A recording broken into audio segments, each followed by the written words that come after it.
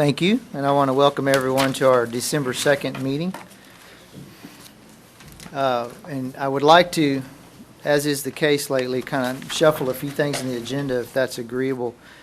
We have some people here with Habitat. Quorum call. Yes, please note we're in attendance except for Mr. Hagan. Thank you. As I was saying, we have some people here from Habitat, and we also have, it's related to Resolution E1. This is also the night of their Christmas party, for lack of a better word, which I think starts at 5:30, and wanted to, or their celebration. So I wanted to move that up. I wanted to open citizens' communications, give them a chance to speak, and then we can handle E1 right away and get that out of the way, and then we'll come back to items from council. So those people can go on to their event. So I don't see any major objection to that. So what we'll do first is citizens' communication. Let me remind, there's also the ordinance on the annexation, and some of you would like to speak to that issue. You can wait to the public hearing for that item. You don't have to do it now, so if you want to wait and hold off. So we'll open citizens' communications. If you have anything you want to say now, come on up and limit your comments to about 5 minutes. I think we'll have a clock up there. And this is for any item related For to any item whatsoever. not just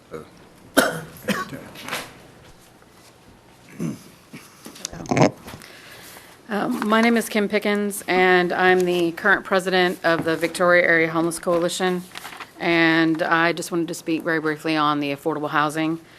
And while I can appreciate the comment about that Councilperson Solis had regarding not wanting to have every single person who is supposedly affordable housing in one area, I understand that she really means that we should be able to have people live wherever they need to in the city of Victoria without regard to their income level. Having said that, in Victoria, we do have a huge problem with affordable housing. And just briefly, when you go to HUD and it talks about affordable housing in their community planning and development, it states that families who pay more than 30% of their income for housing are considered cost burdened and may have difficulty affording necessities such as food, clothing, transportation, and medical care. A family with one full-time worker earning the minimum wage cannot afford the local fair market rent for a two-bedroom apartment anywhere in the United States. Back in April, there was an article in the Victoria Advocate speaking to Victoria welcoming more than 750 apartments. Those apartments, the lowest start at $880 a month for a one-bedroom apartment. If you are a person making $8 an hour or a person making $10 an hour, there's no way that you will be able to afford to move into a one-bedroom apartment. That's if you're a single person. That doesn't even count if you're a family. These apartment complexes require that your income to be 3 times the amount of the apartment. So for $880, you must make $2,640 a month. If you are making $10 an hour, that is $1,600 a month. You don't even come close to qualifying. Rental houses with our Eagle Ford Shale boom. In today's paper, the lowest was a 3-bedroom, 2-bath in Castle Hills for $1,325 a month. As of today in VISD, they have identified 625 students that are identified as homeless. That's just the students. If you even multiply that by having one person in their family besides them, you're looking at over 1,200 people who are doubled up if they're not street homeless. So the situation is dire. If we have 625 students and 750 new apartments that cannot be afforded, you're talking about people who are working. We're not talking about people who are sitting around collecting any type of government assistance who aren't working. I overheard someone earlier say, how do you politely say you don't want a poor person to live next to you? You don't. Because the people who are making $8 an hour, the people who are making $10 an hour, are your Caterpillar workers who are out on the line. They're the people who are waiting on you in the restaurants. They're the people that are your retail employees, and they are having a hard time. So the thing is, 3 houses in Swans Crossing are so needed, but we need to think about the larger picture as well, that it's not just 3 houses. The 3 houses that hopefully you guys will pass that ordinance are a small drop in the bucket. We really need to address the affordable housing issue, and we need to think about it in a human way. Thank you.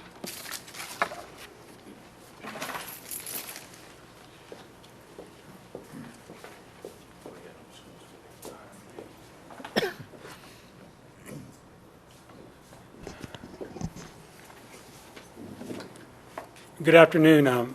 My name is Eddie Wilkinson. I'm a current board member for Habitat for Humanity, and I come here to speak on behalf of Habitat. I understand the city is considering giving Habitat 3 more lots to build on tonight. As the lady who spoke before me previously said, that there is a critical need in our community for affordable housing. These 3 lots are in the Swan Crossing subdivision, which I understand was originally set up to address the need of affordable housing.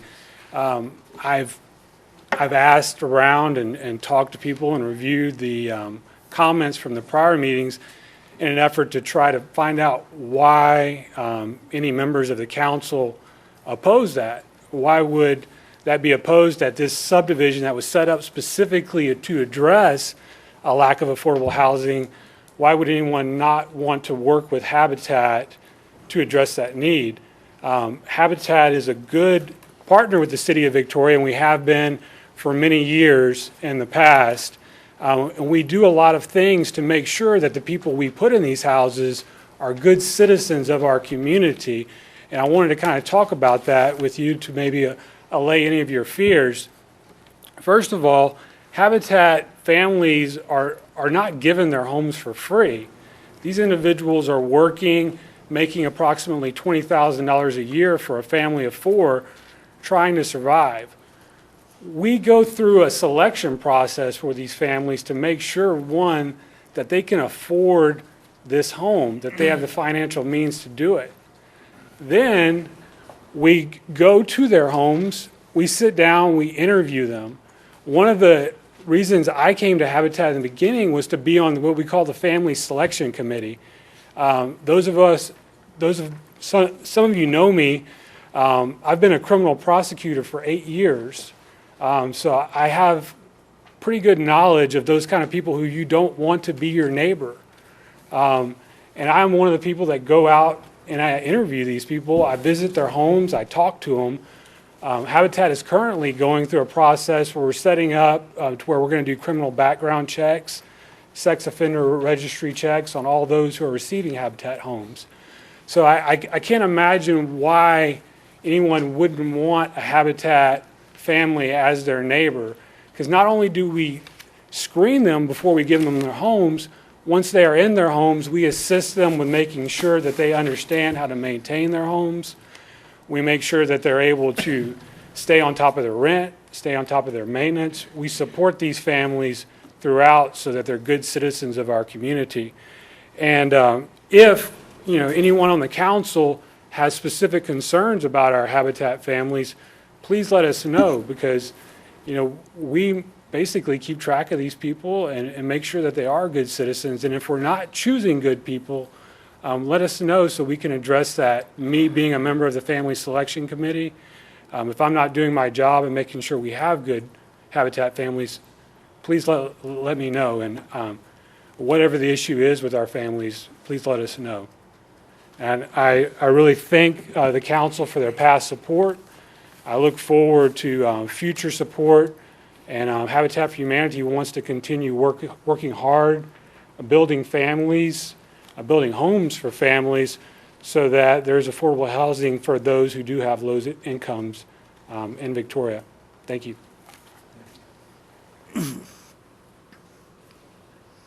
Citizens communication still open.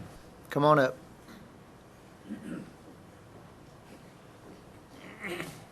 Good evening. I'm John Casella, 601 West North here in Victoria.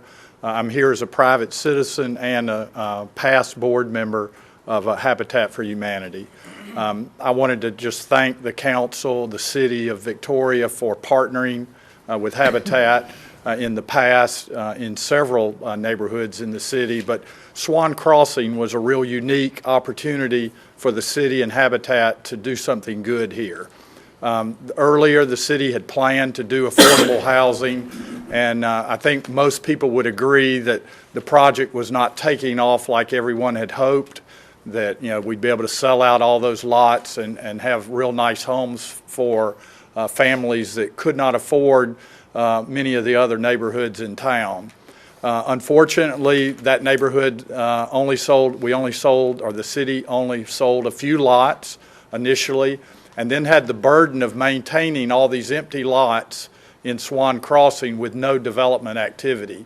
The city and Habitat got together, talked about, why don't we do this as a partnership? You guys can take these off the city maintenance roll, put them on the tax roll, and get families that can't afford their own homes through traditional mortgages. Go through a Habitat mortgage, it's interest-free, and now they can afford to have a nice home and a great place to raise their children. So, from that standpoint, I think the Swan Crossing is a great model for the city of Victoria and an organization like Habitat. Thank you for your past support, and I implore you to continue supporting this effort. Take a ride through the neighborhood and see what it looks like. Habitat changed their building plans just for this neighborhood to meet the code requirements for garages on the front. Habitat had never built a home like that here. We changed it just to fit that neighborhood, and we will continue, or Habitat, they will continue. I'm just a volunteer now, and they'll continue to make that a great place to live. Thank you.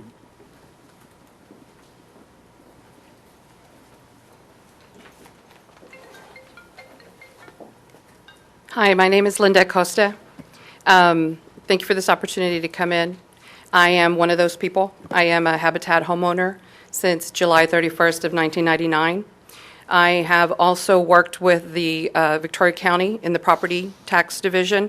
I have also worked with First Victoria Bank, that was originally one of the individuals that worked with Swan Crossing. I have a lot of knowledge as far as Swan Crossing development over the years, but I would like to speak on behalf of Habitat as a homeowner. It has changed my life. It has changed the neighborhood. I currently live in Queen City, and even just hearing the words Queen City, people already have an idea of the neighborhood, and Habitat currently has 7 houses right where I live. I would like to give my perspective as a homeowner. It is not free. Habitat has partnered with me to be a homeowner, me and my children. I've raised 3 children in my Habitat home. I have also sent other people to apply. Some have become homeowners in different divisions of Victoria. I have currently working right now at the House of Dreams Women and Children's Homeless Shelter full-time. There is a need. I have people that are living in the homeless shelter that have been there from 4 months to 9 months. And my goal is to help them establish jobs to get them in homes. My concerns now is, if Habitat is not going to have a certain neighborhood, then where are they going? I go back to what Ms. Pickens said, the apartments are not affordable. I have waiting list for the homeless here in Victoria, and these are working people that are working full-time living in the shelter. My goals are to help them get affordable housing. I would like to continue to encourage other families to apply for Habitat, knowing that they're backed up by the city, by the funds, by the properties that are available here in Victoria, and it's a very big need here in Victoria. My job will not go away because the homeless is growing. So thank you for this opportunity and speaking and voicing as a Habitat homeowner. Thank you.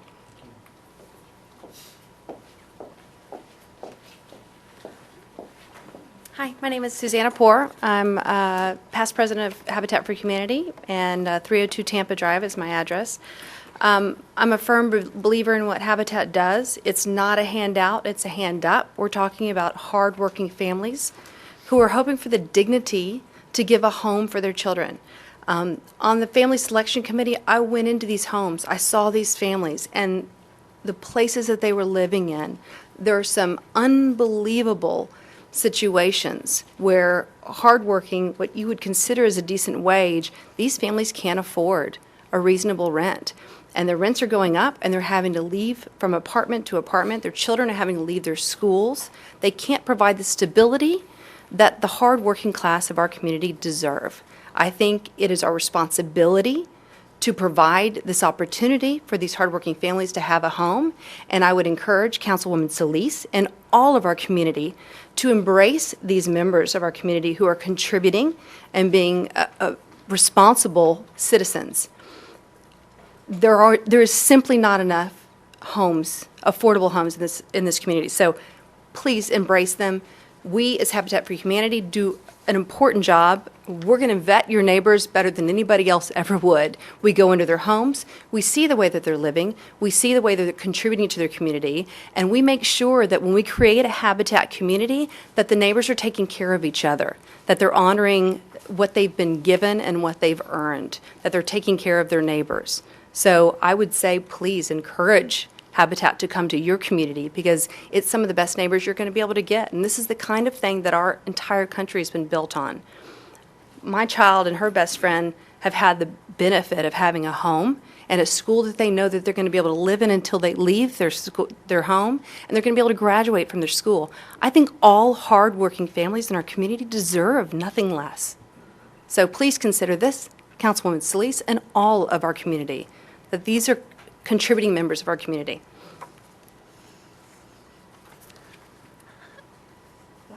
Okay.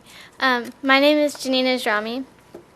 I had a friend who lived in an apartment, and her mom was a single mom due to her dad dying a few years ago. And I remember them dealing with money issues, and her mom had to work really hard every single day just to pay the rent. And today they're living in a home. But they went through some really tough times. I remember her mom getting really, really, like, she got, like, really, really, not depressed, but, like, she would freak out when something was spilled on the carpet because she couldn't pay for the expense.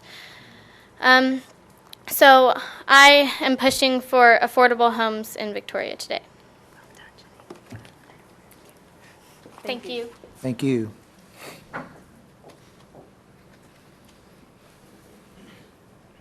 Citizens' communication is still open.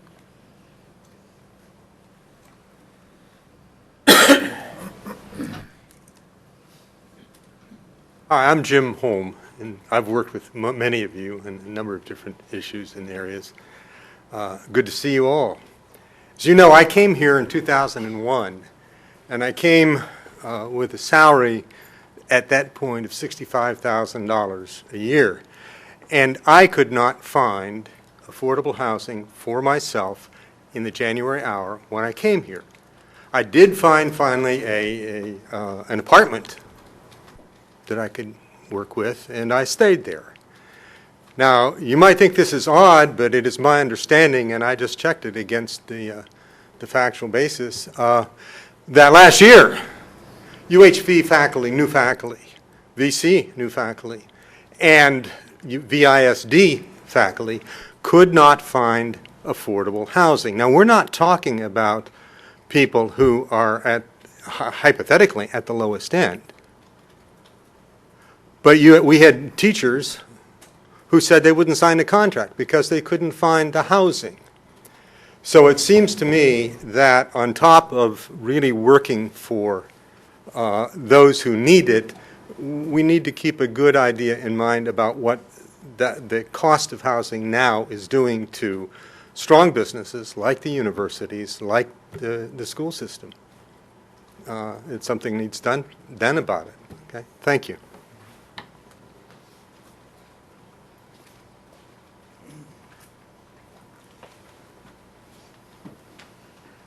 Anyone else?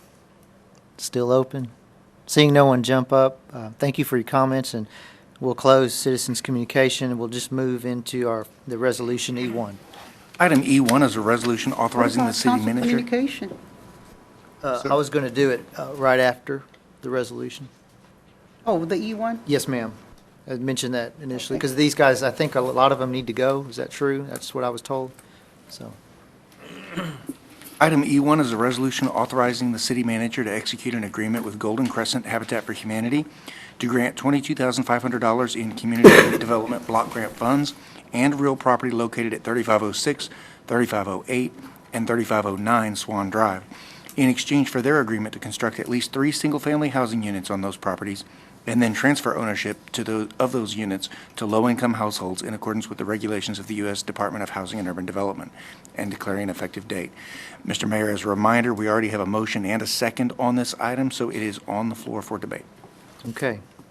Thank you, and we've had that motion for 2 meetings, so that's meetings. fine, that's fine. Who You made the certainly- original motion? The motion was originally made by Councilman Young and seconded by Councilman Balknight. So we can have deliberation if you guys like, that's fine, or I can call the question. Do y'all have I'd any? like to ask a question. Yes, ma'am. Jerry,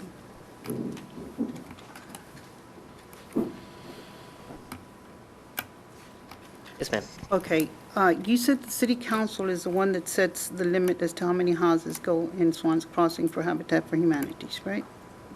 Yes, it's up to the council to. Okay. I never said I was against Habitat for Humanity. All I said is, let's spread it around. And I know affordable housing is a problem in this town, not only for the low income, not only for the medium income, it's for everybody. And I think that's something that we need to address in the comprehensive plan.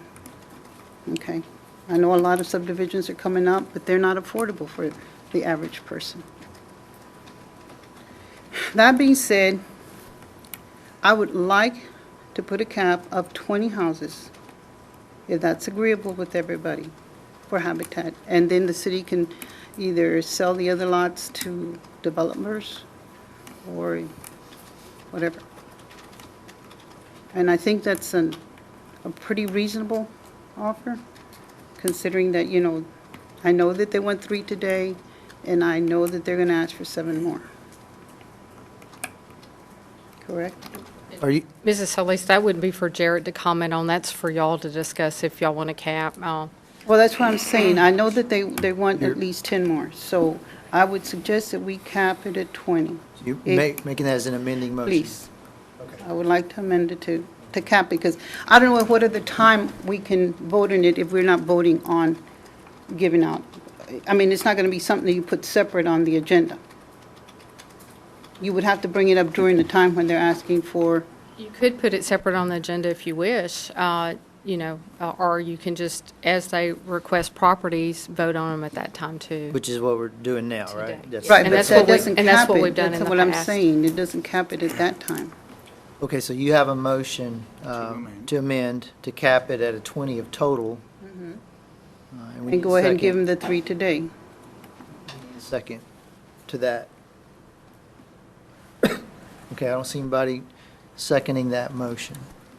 Okay, so that motion dies, and we can continue discussion.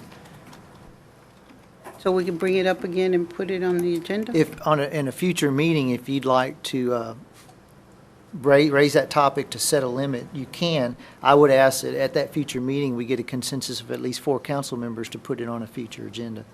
That's what my personal feelings about that. I would ask, Mayor, if you're going to set impose a restriction like that, that it not be more than 2.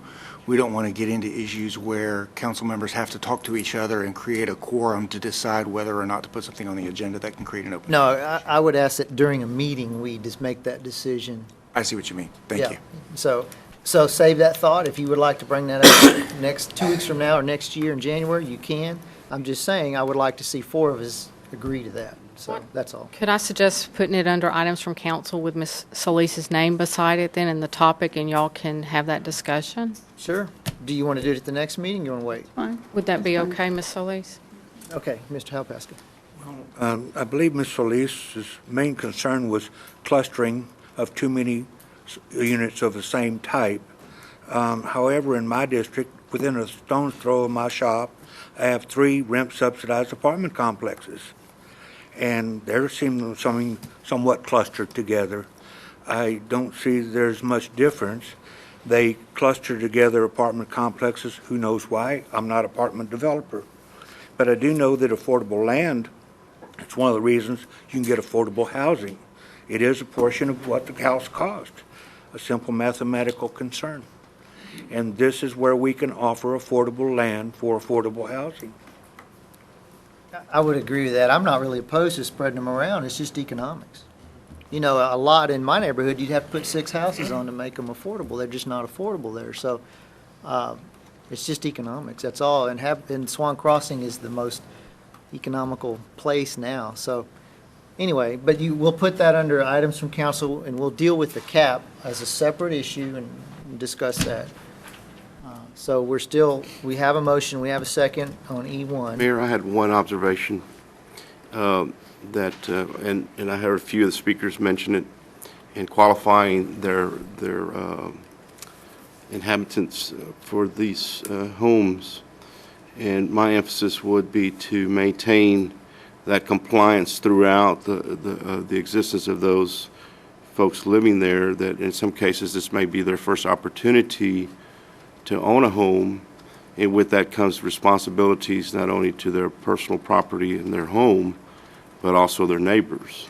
And if I heard of anything that may be a concern in Swan Crossing, that there's been some disturbances there and some other activities going on by, and I don't know who, but that's bringing some attention, and would just ask Habitat to reinforce those responsibilities of home ownership, and particularly protecting their neighborhood interests and their own property interests, to include a neighborhood association if that's possible, whatever the deed restrictions that they police themselves, and maintaining order and respecting each other's properties in that neighborhood. Well put. I understand, yeah, that's well put. Okay, any further questions or comments? Seeing none, all those in favor of E1, please say aye. Aye. Those opposed? Okay, thank you, council. Now, and thank y'all for letting me shuffle that, and you guys need to go, please do so. We will return back to items from council now. And we have 2 items on the agenda. I have a couple of just quick reminder announcements. First, if you don't mind, the Christmas parade is Saturday, so hope everyone will come out and watch. And then, of course, Friday night is the lighting of the square downtown as well. So I think we're going to throw the switch or whatever it is on the Christmas tree there. So I would encourage everyone to attend. I think the weather's going to be good, so I hear. Okay, we'll go into, did you have anything? Just a reminder, too, of our work session on Thursday. Oh, yeah. The library at 5:30 with this will be the first meeting on the comprehensive plan, a joint meeting between the council and the planning commission. And we needed to have, it's in the Bronte room. Yes, yes. We can't facilitate the filming in there, unfortunately. It's an open meeting, anyone can come. But we couldn't fit everybody in here and do it right. So, and there was an email sent, I think, from staff with some information about that meeting. So, okay. The Victoria Transit fees. Ms. Martinez was going to, and I know Mr. Bognight, you'd asked for some information a while back, and so she's here to answer questions. Good evening. My name is Lisa Cortines, and I'm with the Golden Crescent Regional Planning Commission. I did provide a one-page attachment, and I'm not sure if you have it, but I did make copies available.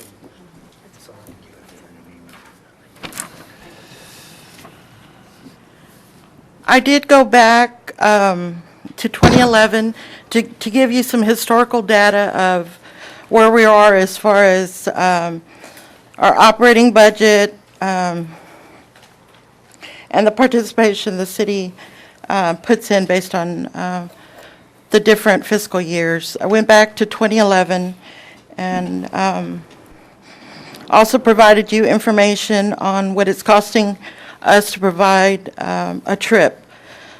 Currently, for this year, it's, if we keep on track based on our operating budget, it's going to cost us about $7.59, and that's proposed based on projections. In 2014, our cost per trip went up significantly to $8.18. A couple of reasons. We had the vehicles that we have in service, a majority of them had met their useful life, and it's costing us more to maintain those vehicles. We did apply for federal funding and receive funding to replace about, I think we replaced about 8 of the vehicles, so that's going to help with operating expense for this current fiscal year.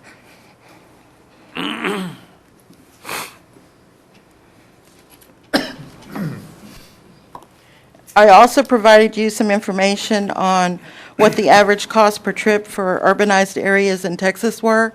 And if you'll note, in 2013, the average cost for a trip was $8.34. And in 2013, our cost was $5.19. If you have any specific information, I can address it. Give you time to look at the attachment that I've provided. So your ridership in 2013 was a lot higher. Yes, it was. As you can recall as well, we did, based on the recommendation from council, we did have a couple of public hearings. Based on those public hearings, we did a fare increase. We went from $1 a trip to $1.50.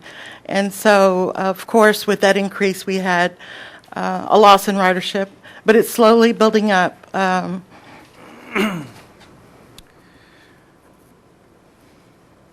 your previous report, you attributed that the ridership decrease to a result in the loss of ridership of the flex service weekends and evenings. Right, that as well.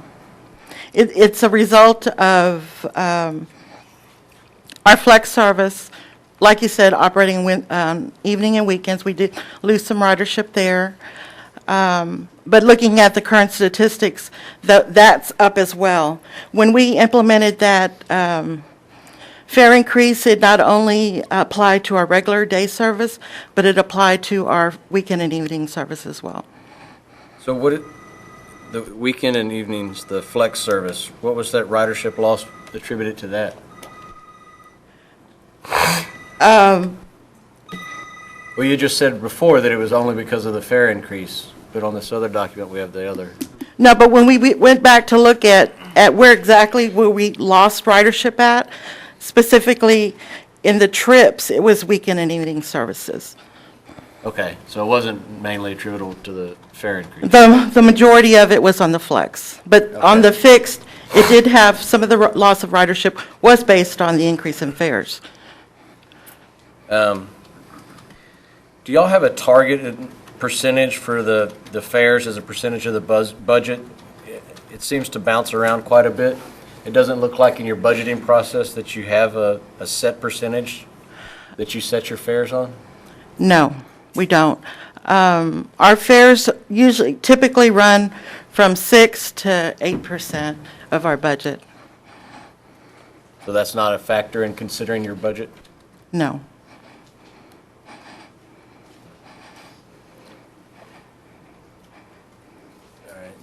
This new spreadsheet shows the percent of the budget attributed to the city of Victoria. Right. And if you look at what the cost per trip, at, let's say for 2015, our estimated cost per trip is going to be $7.59. If you take what, a percentage of what the federal government, as well as state, plus local fare box is going to equate to about 51 cents of that $7.59. Federal and state funds will contribute over $6, and the rest is local funds.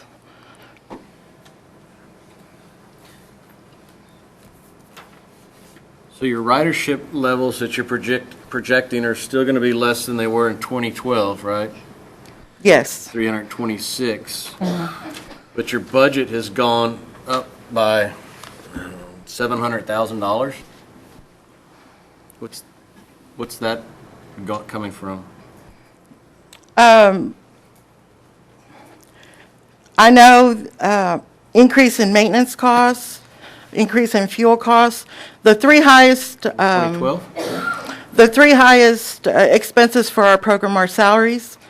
Our fringe benefits have gone up, medical insurance. Then we have maintenance as the next large item, maintenance of our vehicles, and then fuel costs. That's a lot, though. Ridership's going to be less than it was in 2012, but your budget's gone up by $700,000.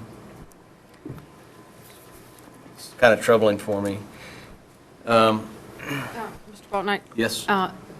Lisa, is some of that cost attributable to the new routes that we asked you to add? Yes, it is projected. The new gold route is projected in here. Okay. So last budgeting year, we were getting a new route, right? We budgeted for a new route. That was part of the increase to go from 164,000 to 209,000. Correct. When did that line start? The line is in the process of being implemented now. We have the stops going out. So why'd we put it and give the money for it last year if we're not implementing it yet? Well, we had a delay because part of that route included Leary Lane, and Leary Lane was under construction at the time, so we moved the project back or forward because of the Leary Lane construction. That Leary Lane Construction complete. A couple months ago? Yeah, because it was during the school, it was still on. 2 months ago. Yeah.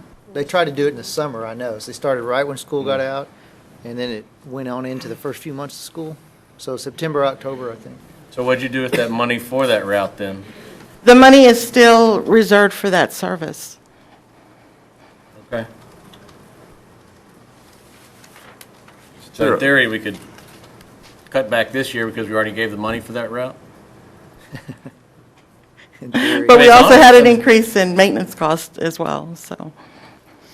And also, I did separate the operating from the capital, and if you notice, the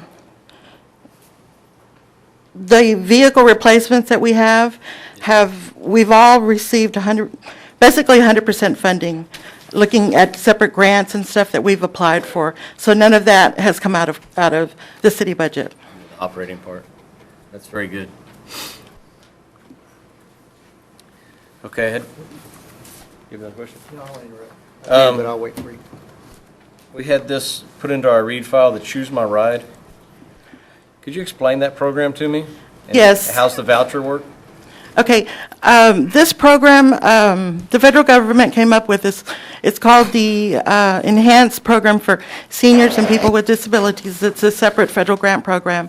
And we applied for it in late 2013. We received funding for 2014. Basically, it's giving the client, the elderly, the disabled, choices. The federal government is paying 100% of the project. It's a pilot project. And we've partnered with about 17 local agencies made up of health and human service organizations, senior center programs, adult daycares, those people that specifically serve seniors and people with disabilities. And basically, they're responsible for doing a eligibility assessment to determine need, and then they'll get these vouchers, and those vouchers are used to provide the client choices. And on the voucher itself, it'll have phone numbers of who they can contact to provide services. Initially, when we started with the program, we were going to partner with 2 local taxi companies. We developed these private partnerships. One agency backed out, so we do have one taxi company that we're partnering with. And so the voucher has that local taxi company as well as our number. So if they choose to call our service, they use the voucher and that pays for their service, or else they can call the taxi and that pays for their service as well. We've negotiated a rate with that taxi company, and the program has taken off really well. Like I said, we've already partnered with 17 local agencies, and I'm currently in the process of writing supplemental grant so we can get refunded for this next year. We'd like to expand it because this project, I wanted to pilot it to see if it would work in Victoria, and we're going to expand it out to not only in the city limits, but the county, as well as the Golden Crescent region. Because we see it gives the seniors and elderly choices, especially if they're going for medical, they may be sick from dialysis, don't want to ride on a shared ride on our public service. They can call and get a taxi ride home. So just out of curiosity, I know it's not City of Victoria money, it's federal. What's Right. that rate for the voucher? The rate that we're paying to the taxi company, Reimbursement rate? it's $7 a trip. Just $7, no mileage? No, we negotiated that rate with them. And we're hoping to work with, this year, I'll be advertising out to look for other taxi companies, local private companies that wanting to do business with us for this coming year. So we hope it gets funded again. Okay, thank you. You're welcome. Mr. Alvarez, did you? No, I think we're on a different fiscal year budget with you guys, right, also? Our fiscal year starts September 1, and So we're on the same fiscal? yes, pretty much. we're on a state fiscal year, and y'all are on the federal. Okay, October 1. Yeah, 1 month difference. Well, it's not that big of a lag there, but. The only other thing I wanted to add about this 5310 Elderly and Disabled program, it's not only benefiting the seniors, but it's also benefiting our transit service because we're able to shift people off our service, which costs us more to operate, onto a private sector provider. Who is our representation on that board? On council? It's thought it was General Councilman Solis. Have they been in, and who else? Just you, Ms. She's on the, aren't you on the board of I directors? thought we had 2.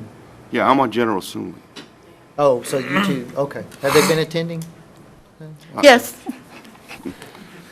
I don't attend the board meetings. I am though. not surprised. I know those guys would be there, but that's okay.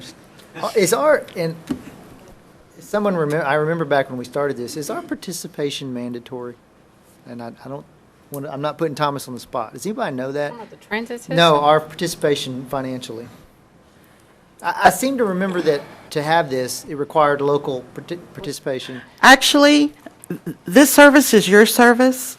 You enter into an interlocal agreement with Golden Crescent to run it for you.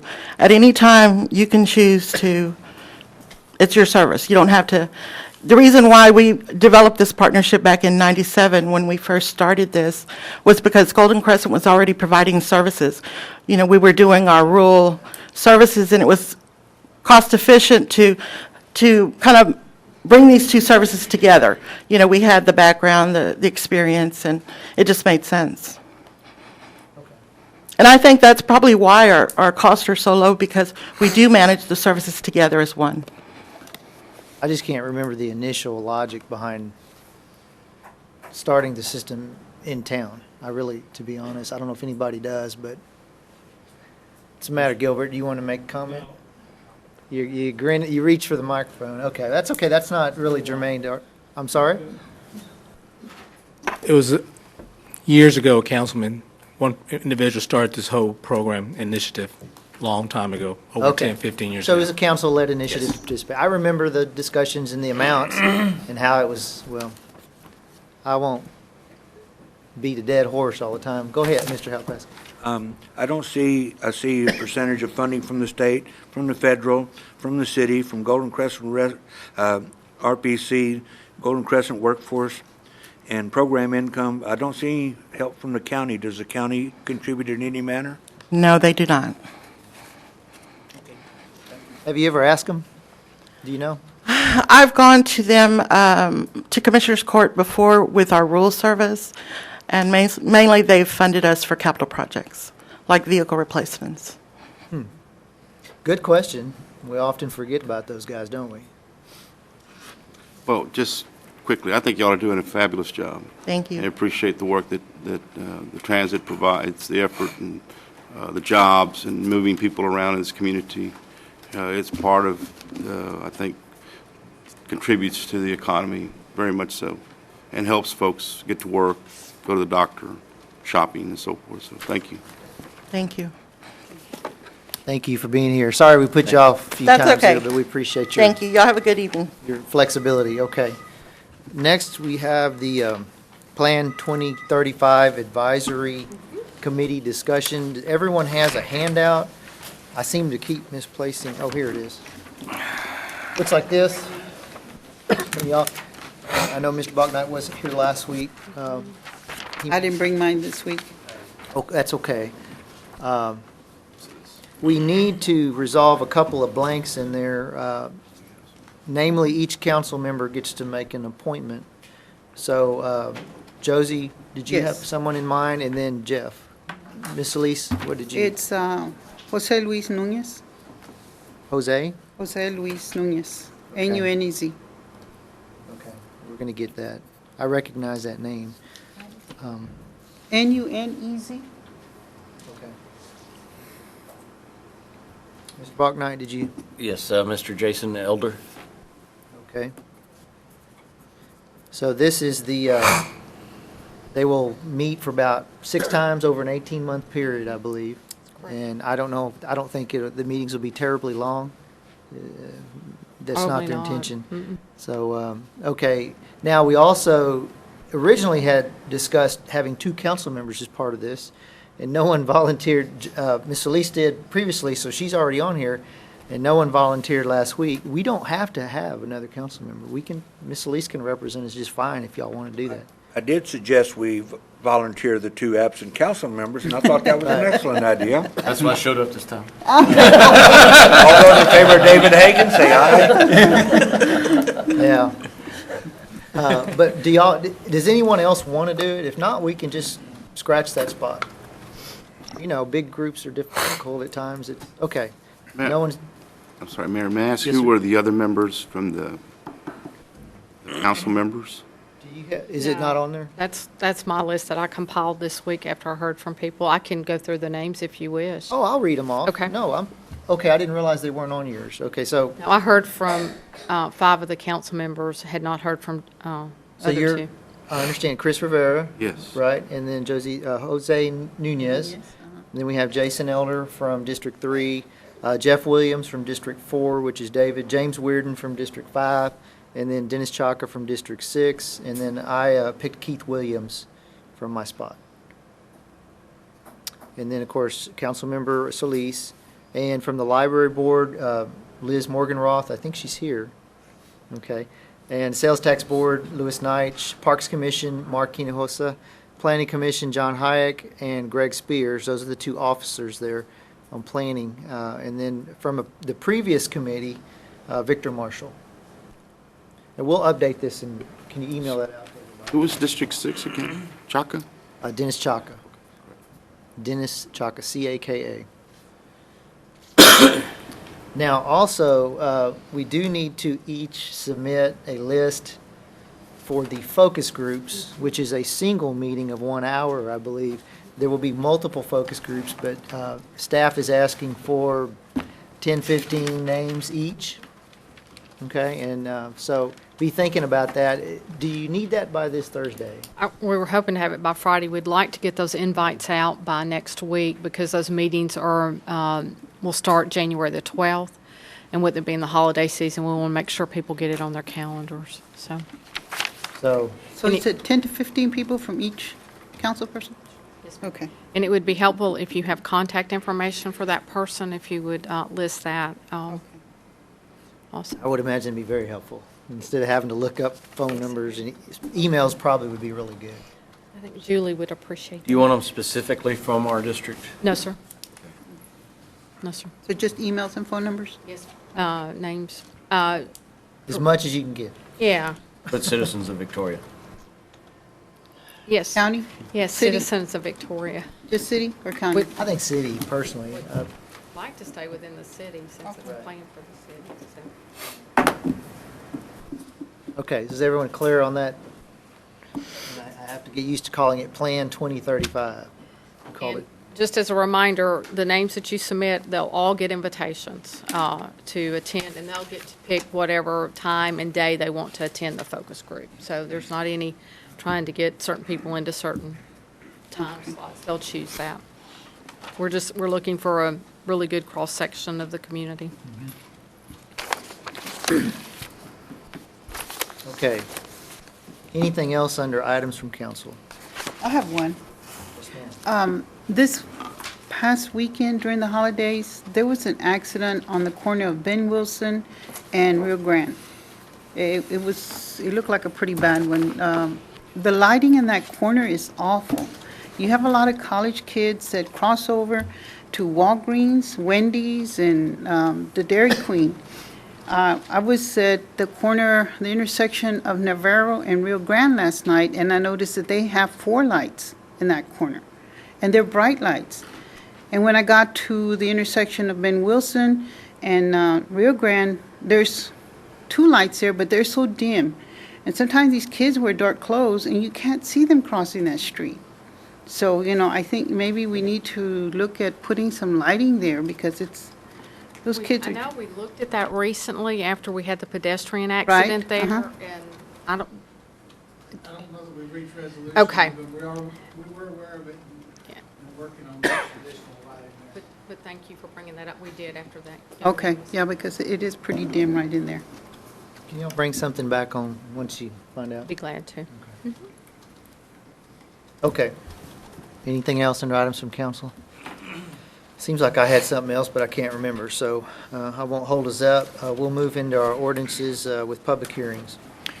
Item C1 is an ordinance providing for the extension of certain boundary limits of the city of Victoria, Texas, and the annexation of territory consisting of approximately 706.02 acres of land, and adopting a service plan for the territory to be annexed, repealing conflicting ordinances, providing for publication and savings, and declaring an effective date. This is a first reading, so we will need a public hearing. And Mayor, before the council considers this ordinance, I think Mr. Mayfield has some additional information. As we've been developing this process, there have been some changes to the information that was included in the initial packet, and he has some updated information. I think what he's going to do is submit some changes, and then we will ask for a motion to approve the ordinance as submitted from the floor, rather than what's originally in your packet, so that we can avoid making a motion. And Well, let's have the information and then have the public hearing and then the motion. Sure. Go right ahead. Mayor and Council, as y'all are aware, we were required to offer ag-exempt property owners a development agreement, and I believe there were 13 properties that were eligible for that. 6 property owners have taken us up on that, so that is the basis for the changes that are on your, I believe in front of you is a new copy of the annexation service plan, as well as a copy of the field notes or the meets and bounds descriptions for each of those areas that reflect the changes. We went from 706.02 acres to a revised amount of 520.68 acres. Real quickly, as I mentioned, there were 6 property owners that have entered into those agreements. They include the Eldon Spiegelhauer family and the Victoria Electric Co-op in Area 2. Then over in Area 4, Conti Lane Investments, the Brayman family, and the Scherer and Conti Trust. All 3 of those families, or all 3 of those tracts have entered into agreement in Area 4. And then over in Area 5, Arthur and Dolores Kinney have also entered into an agreement for their property. So those are the 6 property owners that have entered into an agreement. And that's reflected in those changes. They're on your annexation service plans. You have those properties are still shown, but they have a strike through on them, and at the top of each area is the correct acreage for that area. So I'd be happy to answer any questions you have. Can you say the areas again? I got 4 and 5. Okay, What were the others? Area 2 sorry, get my, Area 2, Eldon Spiegelhauer family, and the Victoria Electric Co-op. I've got like 2A and B here. I'm using the big ones. Okay, I'm if you, There's 2B on one of them. yeah, if you're looking through the, Oh, I see, yeah, 2B. Service Yeah, that's plan, ag. Okay. those, two properties on Area 2 are on that 59 corridor near the Hanselman Road intersection. Oh, yeah. 2B, 4, 5. Is that it? I'm Yes, sorry. sir. Okay, okay. Okay, thank you. Is that all the updates you have? Yes, sir. You said it was 6 different owners who took advantage of the agricultural, the exemption and the agreement. Okay. Yes. Thank you. I'm going to go ahead and open the public hearing now, and anyone who wants to speak just on this particular issue, please come up now and try to, as a courtesy, limit your, I guess we'll put the 5 minutes up. So come on forward and share your comments with us.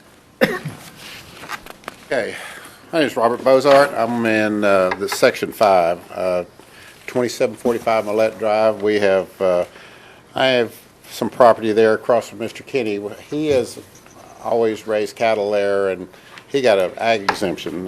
Good for him. We have not, and it takes quite some time to get an ag exemption. We have not done that because of other commitments we have in our lives. Me and my brother both run businesses, and to be honest with you, it'd be a burden to try to raise cattle out there on that property because we use it for other purposes.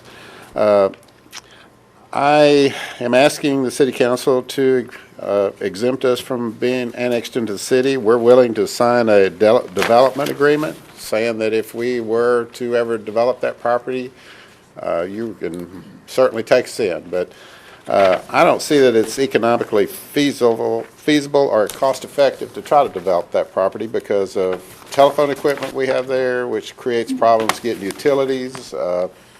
My brother's shop, you'd have to run the utilities through a showroom. On my property, we have 2 pipelines that go through that property. It's just, this is our home. This is my home, and I've been there on that property 64 years. I just want to continue to live my life there as I've known, living in the country. We still have country issues that we have to deal with. We have brush control. We have, and I mean, you can take us to the city, but that's not going to change. We still have to burn brush occasionally. We still have to clear brush, occasionally shoot a varmint that's, in their yard, or, snakes, things like that. I've trash issues. I mean, we've burned some of our trash. I have business records that I occasionally dig a hole out there and burn some of my business records because, it's just easier than trying to shred them or something, or I don't want to put them in the trash because of personal information I just don't want anybody to find out about. We're kind of like a little panhandle sticking out there. I mean, there's property all the other side of us, and they've just kind of stuck our little chunk out there like a little panhandle. I don't see that. I don't see the necessity to annex this. And we're never planning to. That's my backyard. I don't see any reason to annex my backyard. I can't see. And we're good citizens. We keep our properties clean. We don't have trash. We're not troublemakers, cause a bunch of ruckus, throw big parties, or none of that kind of stuff. We try to live to be good citizens and not create a problem for anybody. I'm just asking that you, and if we have to sign that development agreement, I'd be more than happy to do that. I just want to live my, and the extra tax burden, if I ever do decide to retire, would, it's probably going to be an issue too.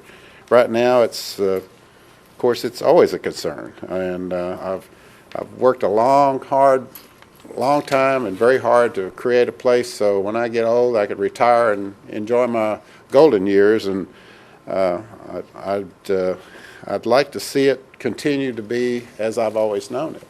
I don't see where we have plenty of property that needs to be developed.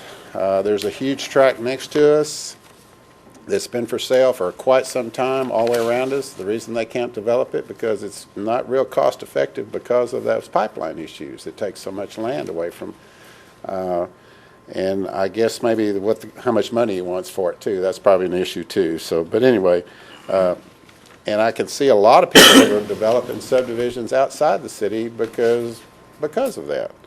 So I'm asking for your vote to say no on Section 5 for the property there across.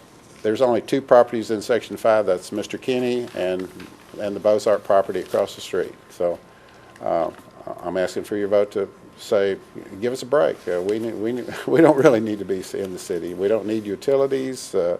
We're country people. We're used to making our life on our own and taking care of all our own problems out there. And I think we've been pretty good at it I've been pretty good at it for 60-something years here of doing that. And, I'd like to just continue my life the way it is, if I could. Appreciate your listening to my comments, and I'll ask for your vote to not vote us into the city limits, if you would. Thank you very much. Appreciate it.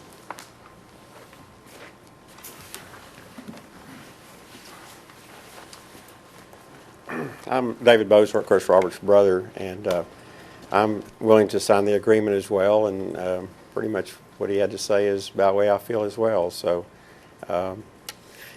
just look forward to not being in the city, although I like the city of Victoria, so and you do a fantastic job, and but I just the freedoms we'll lose and the extra burden is not something we're looking forward to. So we'd like to continue to have our freedoms and not have to pay for it, lose our freedoms and have to pay for it in the process too. So thanks for listening.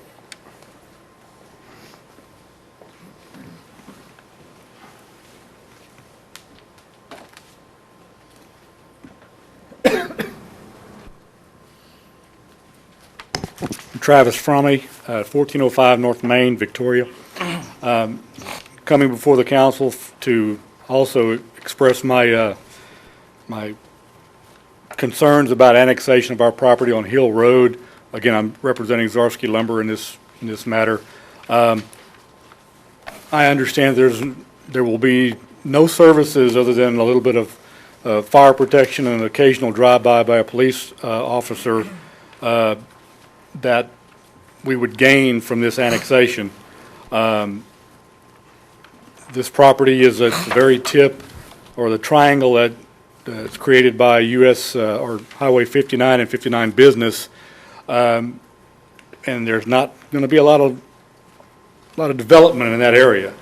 I mean, our 3.6 acres or so, and then there's a very brushy triangle behind us that I'm assuming if this annexation goes through, the city will be on that landowner to clear that land off, because I've had to dodge a lot of coyotes out there when I'm out there sometimes in the evenings doing inspections.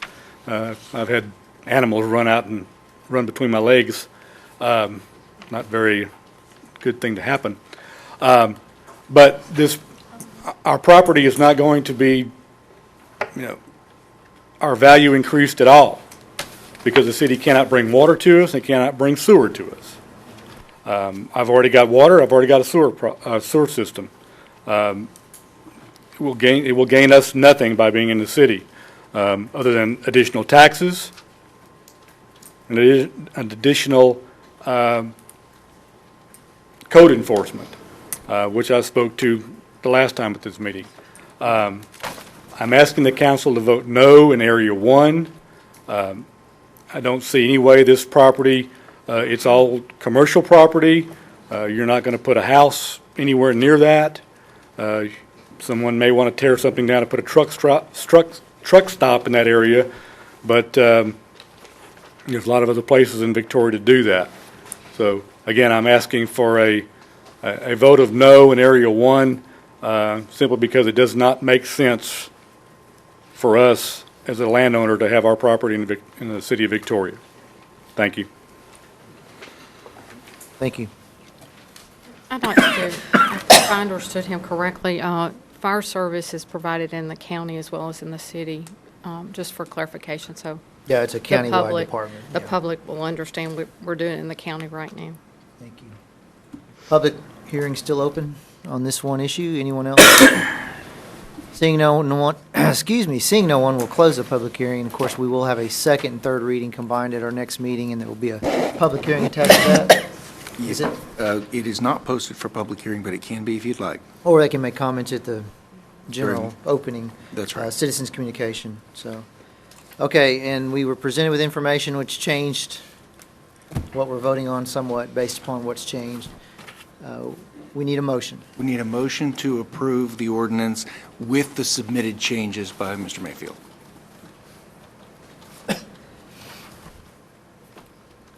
Before we can discuss it. So move. Okay. Have a motion? Second. Okay, so we have a motion and a second, and I'm sure there will be discussion, council? I have a couple of questions. Go right ahead.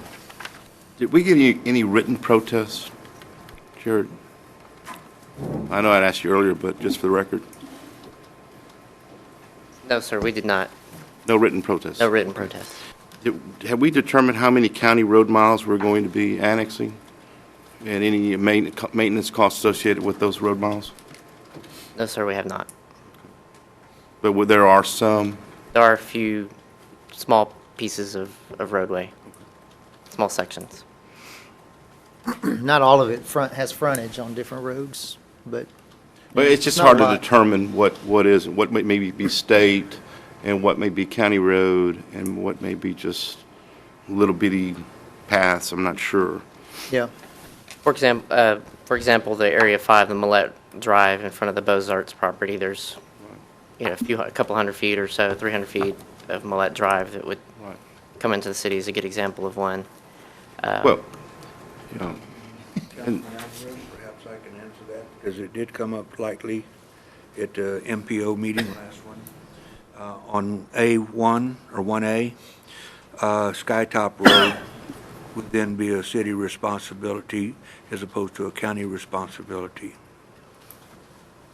well, and thanks to that commissioner there, he had said he had just fixed that road, but my understanding is that that's a heavy haul or a lot of 18-wheeler traffic on that road, so I suspect that's going to be a burden to the city as well.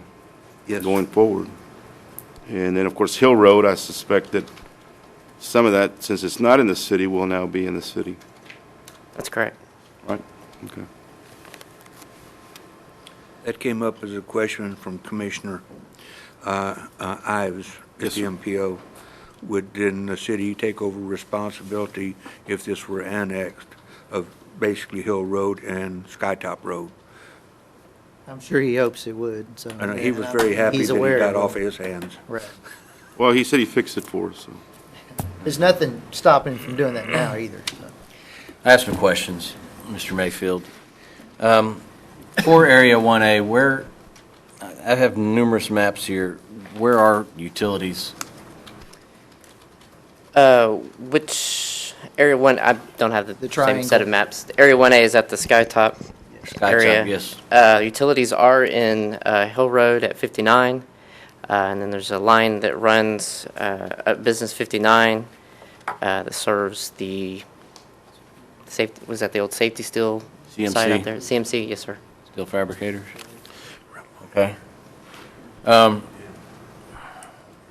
One of the reasons that the city has stated for some of these properties is to clean up some of the tracks that are partially in and partially out. I notice in this area where we are, it looks like cutting some of the tracks, if I'm seeing my maps correctly. None of the tracks to the west, or I guess southwest, if these are oriented right, of the SDR equipment sales property, they're still all cut.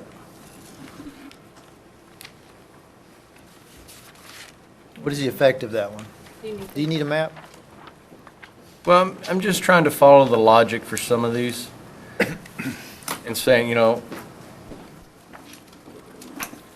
the reason for some of these were cleanups of boundaries and making sure properties were fully in or fully out or whatever the case may be, but yet it seems like a lot of picking and choosing of properties and doesn't seem a consistent reasoning behind sections. The reasoning behind was these properties are served. So you With have utilities. a property that's already split. Why isn't that property served if half of it's in and half of it's not? It is served. Then why wouldn't it be cleaned up? Why'd we just choose some You're to going to have clean to up? tell me which property you're Yeah, we need to talking get about. specific here. Well, I don't know. They don't have a name on them. They're southwest of the SDR equipment sales. That's Not on 1A. this map, okay. Yeah, let's make sure we're all on the same page here. and- So you're on annexation area 1A. Well, it's right at the bottom of, the big drawings we have don't show the city limits. They just show the tracks, so you can't use those every time. And then these smaller ones that y'all handed us don't have the track names or individual tracks, so you can't use it solely, so. Do you want this bigger that has the track names on here? So you have to use a combination of both. Councilman Bachner, I think I know what you're talking about. Yeah. Where the red line is is crossing and splitting what appears to be tracks. Right, but some of the reason for some of these annexations as presented to us was we're cleaning things up like that. I never stated that we cleaned it all up. Well, now So- we've dropped the city limits down just to pick up an equipment sales business. Sure, because the frontage of it is served by utilities, and the back part was cut out. There may be a couple other tracks there that might not be served by utilities. Hold on a minute. I think I found the map.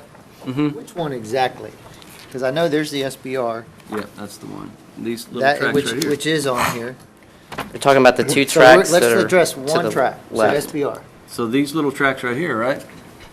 It's a one I'm continuous. just trying to follow the logic, Mr. Mayfield, on why some things and why not others. Just like at the end of that one, CMC Steel Fabricators. I can't tell if that's a service yard with the big loop, or is that just dirt? Is that part of theirs? There's a separate track, because I can't see exactly what you're looking at. If you're wondering why it looks like we went around something at CMC, there is a track there that's a separate track of property that's not served by utilities. From what we can tell, it's under separate ownership from the rest of it. So we followed the property line as best we could there. And there's a separate track off of I guess Bowler Road? Mueller? Yes, Is it Mueller? Moeller Road. Mueller? It's a separate tract of land that utilities are not serving it, so. But the utilities are within 1 mile, right? Isn't that all you guys are required to do? If I was to use the 1 mile justification, you would have a much more aggressive annexation. I know, than I'm we just have. saying, it looks like picking and choosing from my point and from what I've heard from constituents as well. Not any rule of thumb is consistently followed when doing these annexations. You think that's possible? Is it possible to do that? What? I mean, have a specific situation that fits to where it's not questioned. I mean, I'm just pointing that out. I can see a little bit of point on both sides. Yeah. It's not always possible. You It's know, a best very black effort. and white sometimes. I know you are, and that's, we appreciate that here. It's no problem. Tract 1B, Yes, sir. I can understand on the original annexation along the highway frontage for the Atkinson property. What I can't understand is now why pick up the other part? Didn't pick up the other ones over here, but why bother with that one? Well, you can see on there that it left a hole, so we went in and filled it in. Utilities are available and accessible, and there's an improvement there, so that's why we annexed that. We do not have utilities available to serve Huntington Road to the west or any of the rest of that area that's But just considered because there's Brentwood. an improvement there doesn't mean it needs to be in the city limits. I've given you my professional recommendation. Well, that's relative, and it's also a matter of opinion, you know. Well, Everybody wants. that's my opinion. Everybody wants to ride in the wagon, but nobody wants to push. You know, you think of it that way. And I will just say this. I know this sounds harsh. Reason not wanting to pay taxes is not a good enough reason. And we can certainly adjust some little things here, but I don't like paying taxes either. I'm not asking to be de-annexed. So, and there's some equity involved here too. With some of these, it's a little different on each one of these maps. But continue. Yeah, Good I just, question. it looks like, again, it's a pick and choose. Well, there's an improvement there. There's improvements down here too that could have been picked up. Chose not to. But Mr. Bolton, we've said it before, we chose properties that were served. So. You already have half of the property in the city limits. Are you talking about Mr. Atkinson's? No, these other ones that you Okay. passed over. There isn't anything that I passed over. We have a very clean line. No, the triangle, he's talking about in Area Oh, 1. now he's back over in Area And 1A. Sorry. Those There's not specific. one map that shows it all. I don't know, and I don't speak for staff, but there's an aspect, I suppose, of usability, developability, in terms of, why bother with annexing 500 square feet as opposed to 5,000? I mean, I'm sure there's different, and I'm not speaking for y'all. It's not a perfect system. Okay. 2A.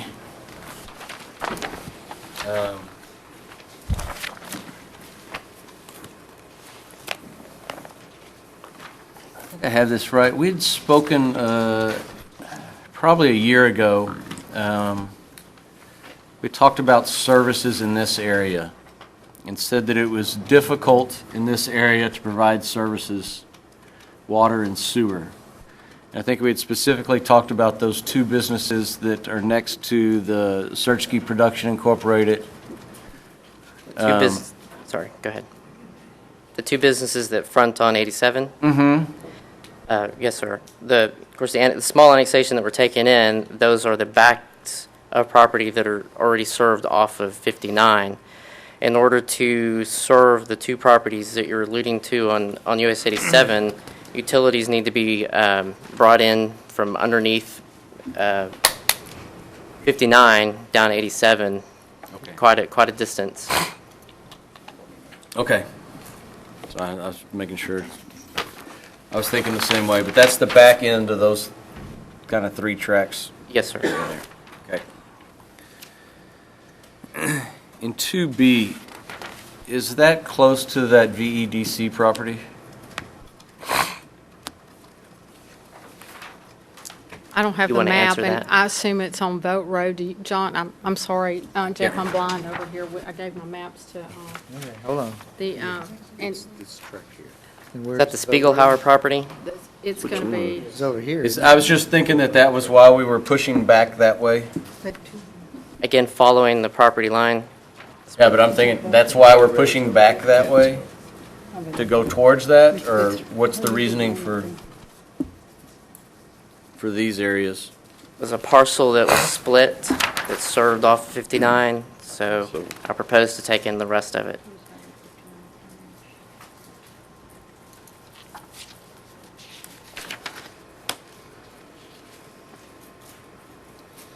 Well, that Eldon Spiegelhauer, Yes, sir. you're taking in an additional track in addition to the remainder Well, that's not in there? Or He is that has the whole thing? He signed the agreement, by the way, so. Yes, he did. That won't come in for 15 years, And neither will those two Victoria Electric Co-op tracks that are there. assuming it was adopted. Yeah. Brigamonte did not? They did not come in, no, sir.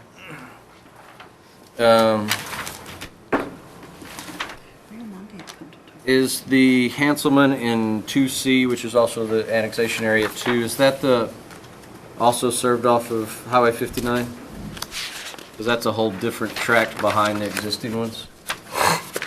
Yes, utilities are available there at the intersection of Burrsville and 59. Already across the highway? Yes, sir.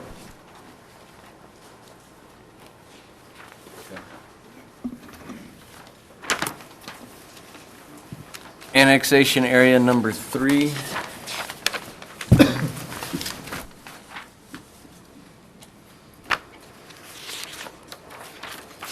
There's a big piece of property in between the two that you proposed.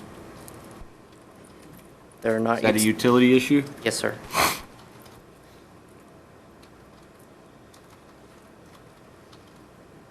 So why not that other road, Bottom Road? The utilities on Bottom Road stop just there at the edge of the city limits. Okay, so they don't go all the way down? No, sir. They don't go past Han Road? So then, why do the tracks in the corner there?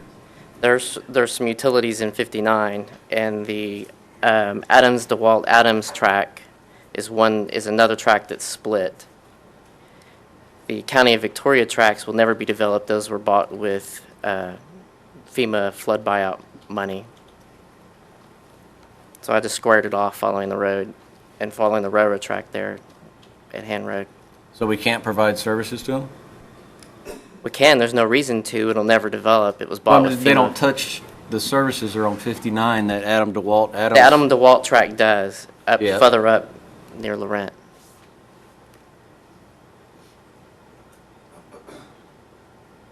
So now you got me a little confused. Services aren't available there at the County of Victoria properties. Correct. Right?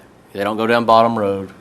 They don't touch 59 to pull them off of 59, and they're stopped way back there at Laurent.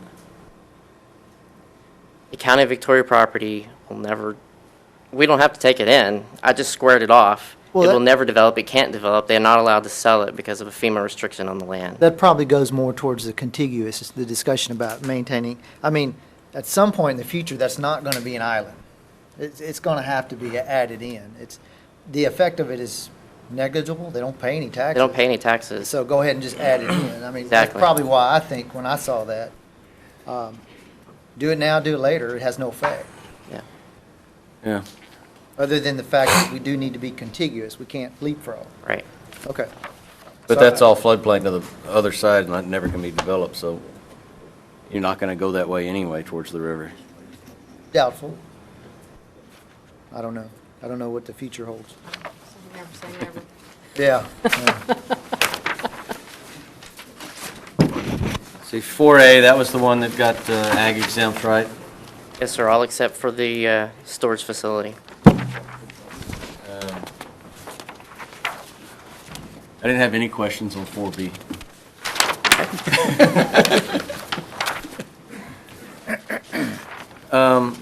4C, I understand that one. I know that we've talked about this when I was on Planning Commission. Just increase traffic on Nursery Road until that Ball Airport Road gets built. It's going to be very difficult as that keeps developing out. So, something to keep in mind. It makes sense for Ball Airport though, but right now it doesn't look good for traffic. 5.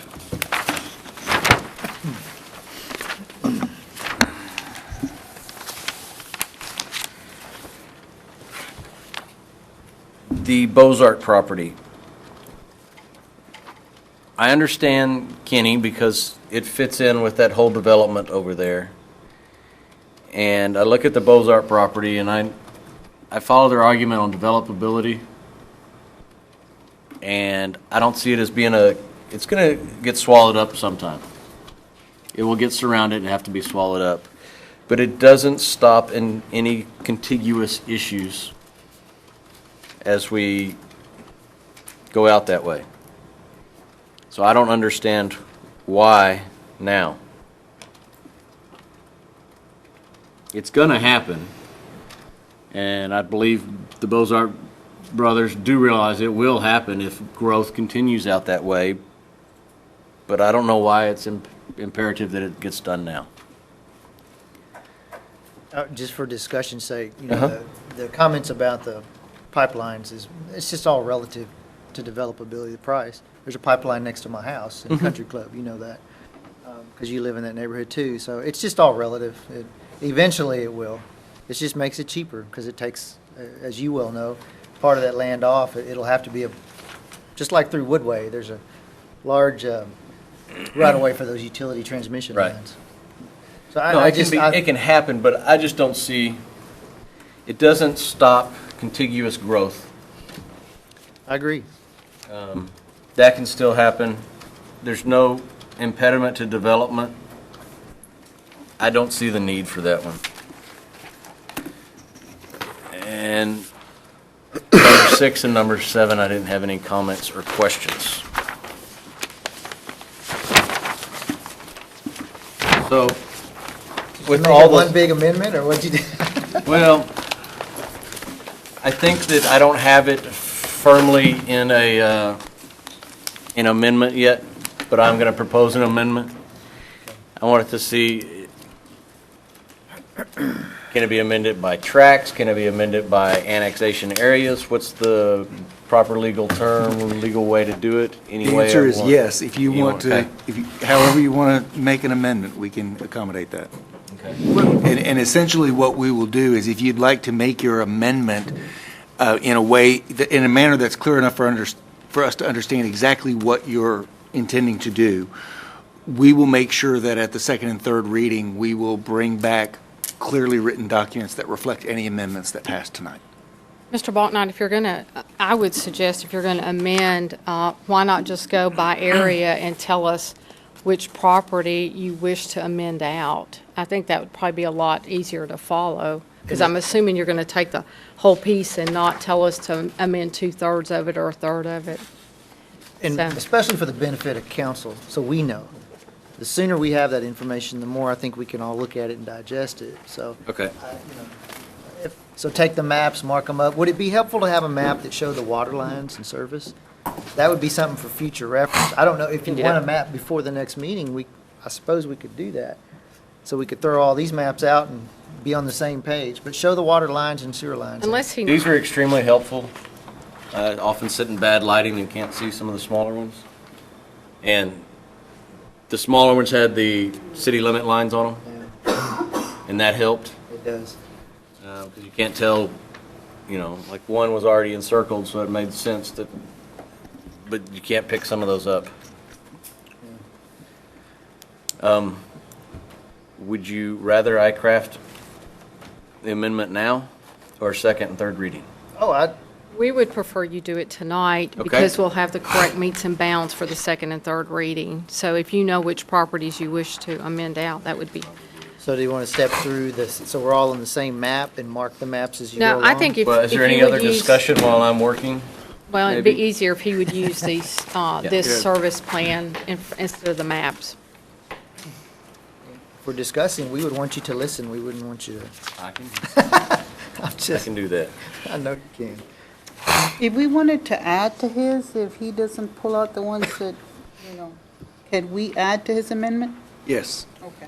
either by amending his amendment or by making a second amendment to the main motion. It could get confusing quick, but we. Yes, we- it can. We I can brought handle my it. book tonight. Would it be less confusing if I made separate amendments for each? No, sir, I think it'd be easier for us to process one One- amendment that encapsulates everything. Can you, is for purpose, to give you a little time, and we can talk about this, there may be thoughts while you gather your thoughts, Mr. Bucknight,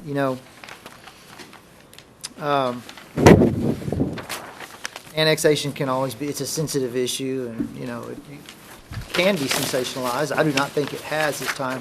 I think the speakers have done a very good job, and I'm impressed with their thoughts. This is one of those difficult, I said a while ago, it's a chicken or the egg, what do you do first? I think we have to take a step back and look at the bigger picture. And several things for me come to mind, especially equity, and that's the Beaux-Arts, for example, and they are two fine gentlemen, I've known them many, many years.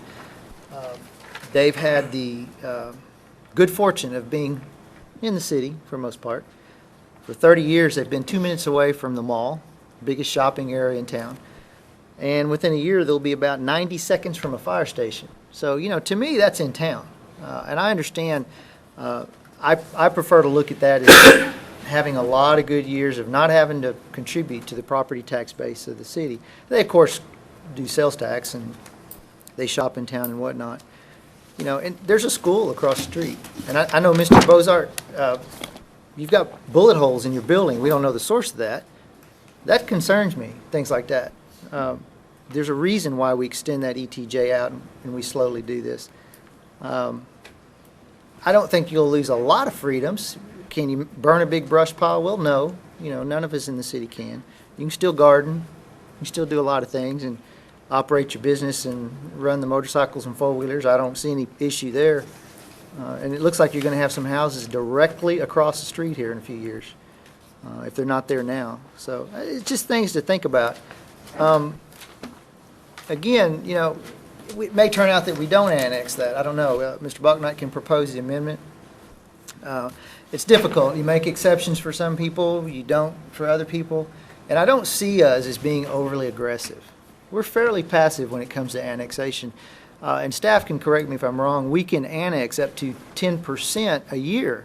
And so the city is about 23,000 acres, so 2,300 acres a year. This is, in my involvement in city government, this is the second time we've done this in 7 or 8 years. And it's 520 acres, it's a small amount. We're not trying to be overly aggressive here. San Antonio is fixing to annex about 30,000 acres, I think. It's 66 square miles. That's pretty aggressive. I mean, that's bigger than our entire municipality, I believe.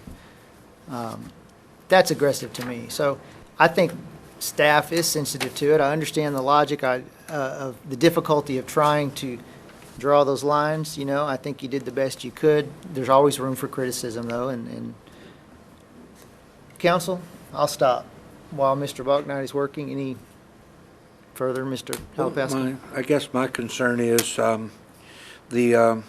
both are fine people, have been very vocal. There have been others. Paul, sitting out there in the audience, has been very quiet, but not on a private basis. And,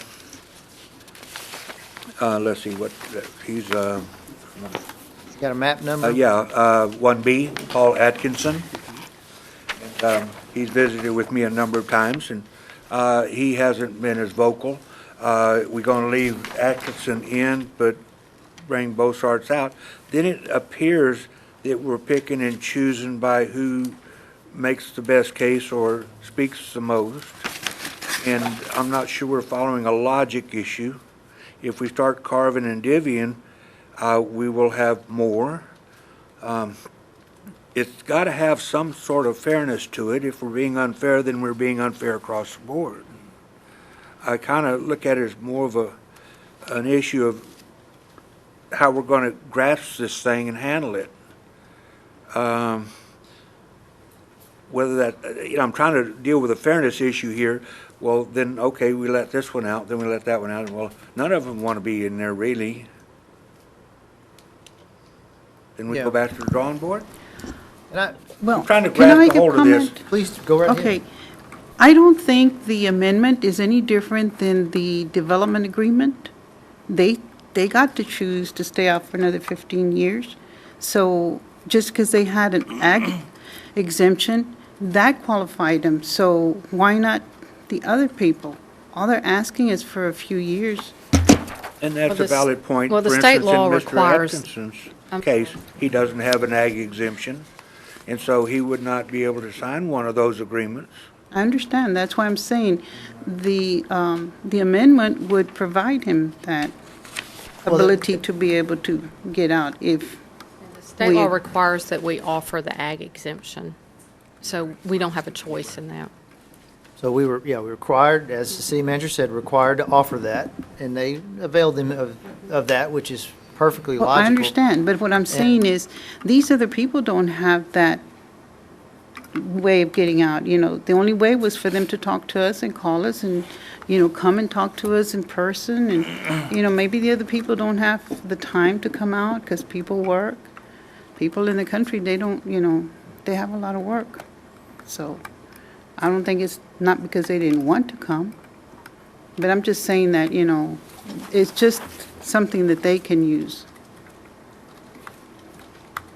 On your annexation area number 3, your large map, you have the tract listed as the Lupe Gutierrez estate, life estate, but your service plan does not have it on there? Is it labeled something else? Looks like that's labeling something else. You're the only American. Everything else is shown on your service plan, so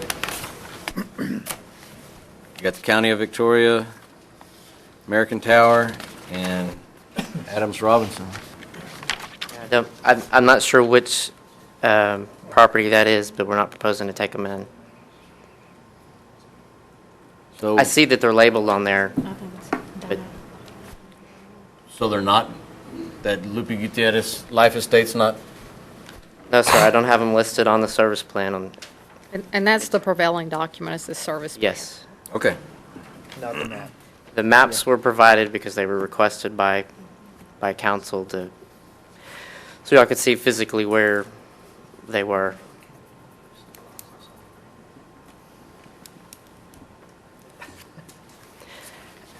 Okay. Discussion, no rush. I'm not in a hurry. I kind of wish I had updated maps that showed the 6 people and their agriculture exemptions crosshatched, the water lines, and everything matched up. I would like that, but I don't know that we'll need them depending on how we vote here. We may not even need them. Well, the plan was for the next meeting to have maps that showed, new maps to show you the hatched for the annex, the ag exempt and whatnot, but we can get you new maps to show you all that, along with water and sewer lines. Mhm. Might start getting a little cluttered, but I'm almost ready. No rush. Of course, and I know Mr. Fromme mentioned that brush. The county can certainly do that now. I don't know what, you can ask them, encourage them. They like us to annex property.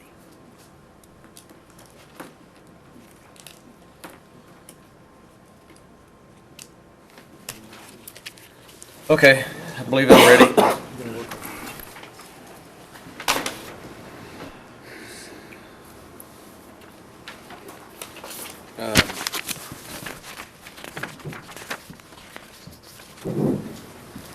I'll make a motion to amend the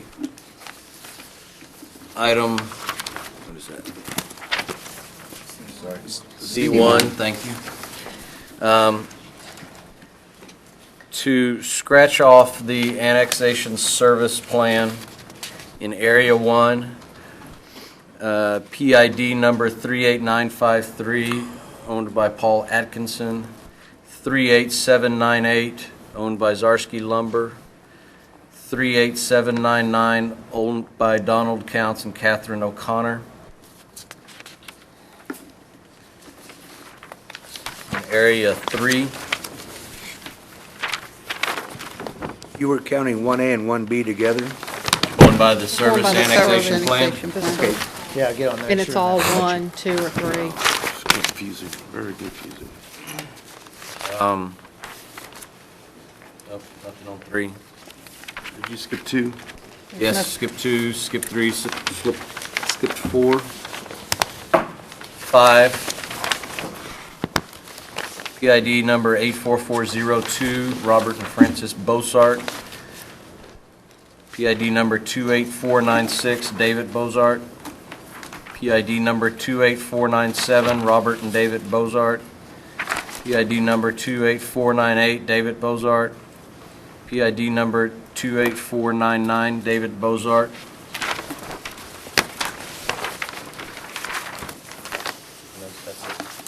I'd like to amend that, amend the amendment. Before we do that, let's get a second to the amendment to get it on the floor. Second. There's a second to that amendment. Okay. Yep, sure does. Mayor, Council, I need to let you know that the a couple of the strikeouts that you're making on Area 1 will make the Zarsky Lumber 38798 and the Donald Counts 38799. By striking those out, that state law requires the city to have a minimum of 1,000 foot wide when we stretch out, as staff was proposing to do. If you strike out those two, that entire area north of Hill Road will no longer be an eligible annexation. It takes that entire area out, makes it ineligible. Which is all 3 of the CMCs. That whole page. That, Yeah. well, almost the whole page. It wouldn't affect the Atkinson the Kearney property or the Victoria Industrial Equipment, those two are contiguous on 3 sides, so that 1,000-foot width requirement doesn't apply. But when you strike out the other two that you're proposing out there east of Hill Road, it makes everything from Hill Road out towards Houston, it takes that entire thing out. Would It's no longer eligible. Jared, so we can all follow you, look at the service plan and tell us which ones on this service plan you're talking about would make it ineligible, please? On the service plan, everything from Paul Atkinson, or everything from SDR equipment cells, including SDR equipment cells, all the way down to the bottom of that page that ends with CMC Safety Steel Service, all of those would need to be striked if you strike through the Zarskis and the Donald Counts track. Thank you. But makes all of that has to come out. It's no longer meets the 1,000-foot width requirement. So I don't want Skytop Road. My thought on this area.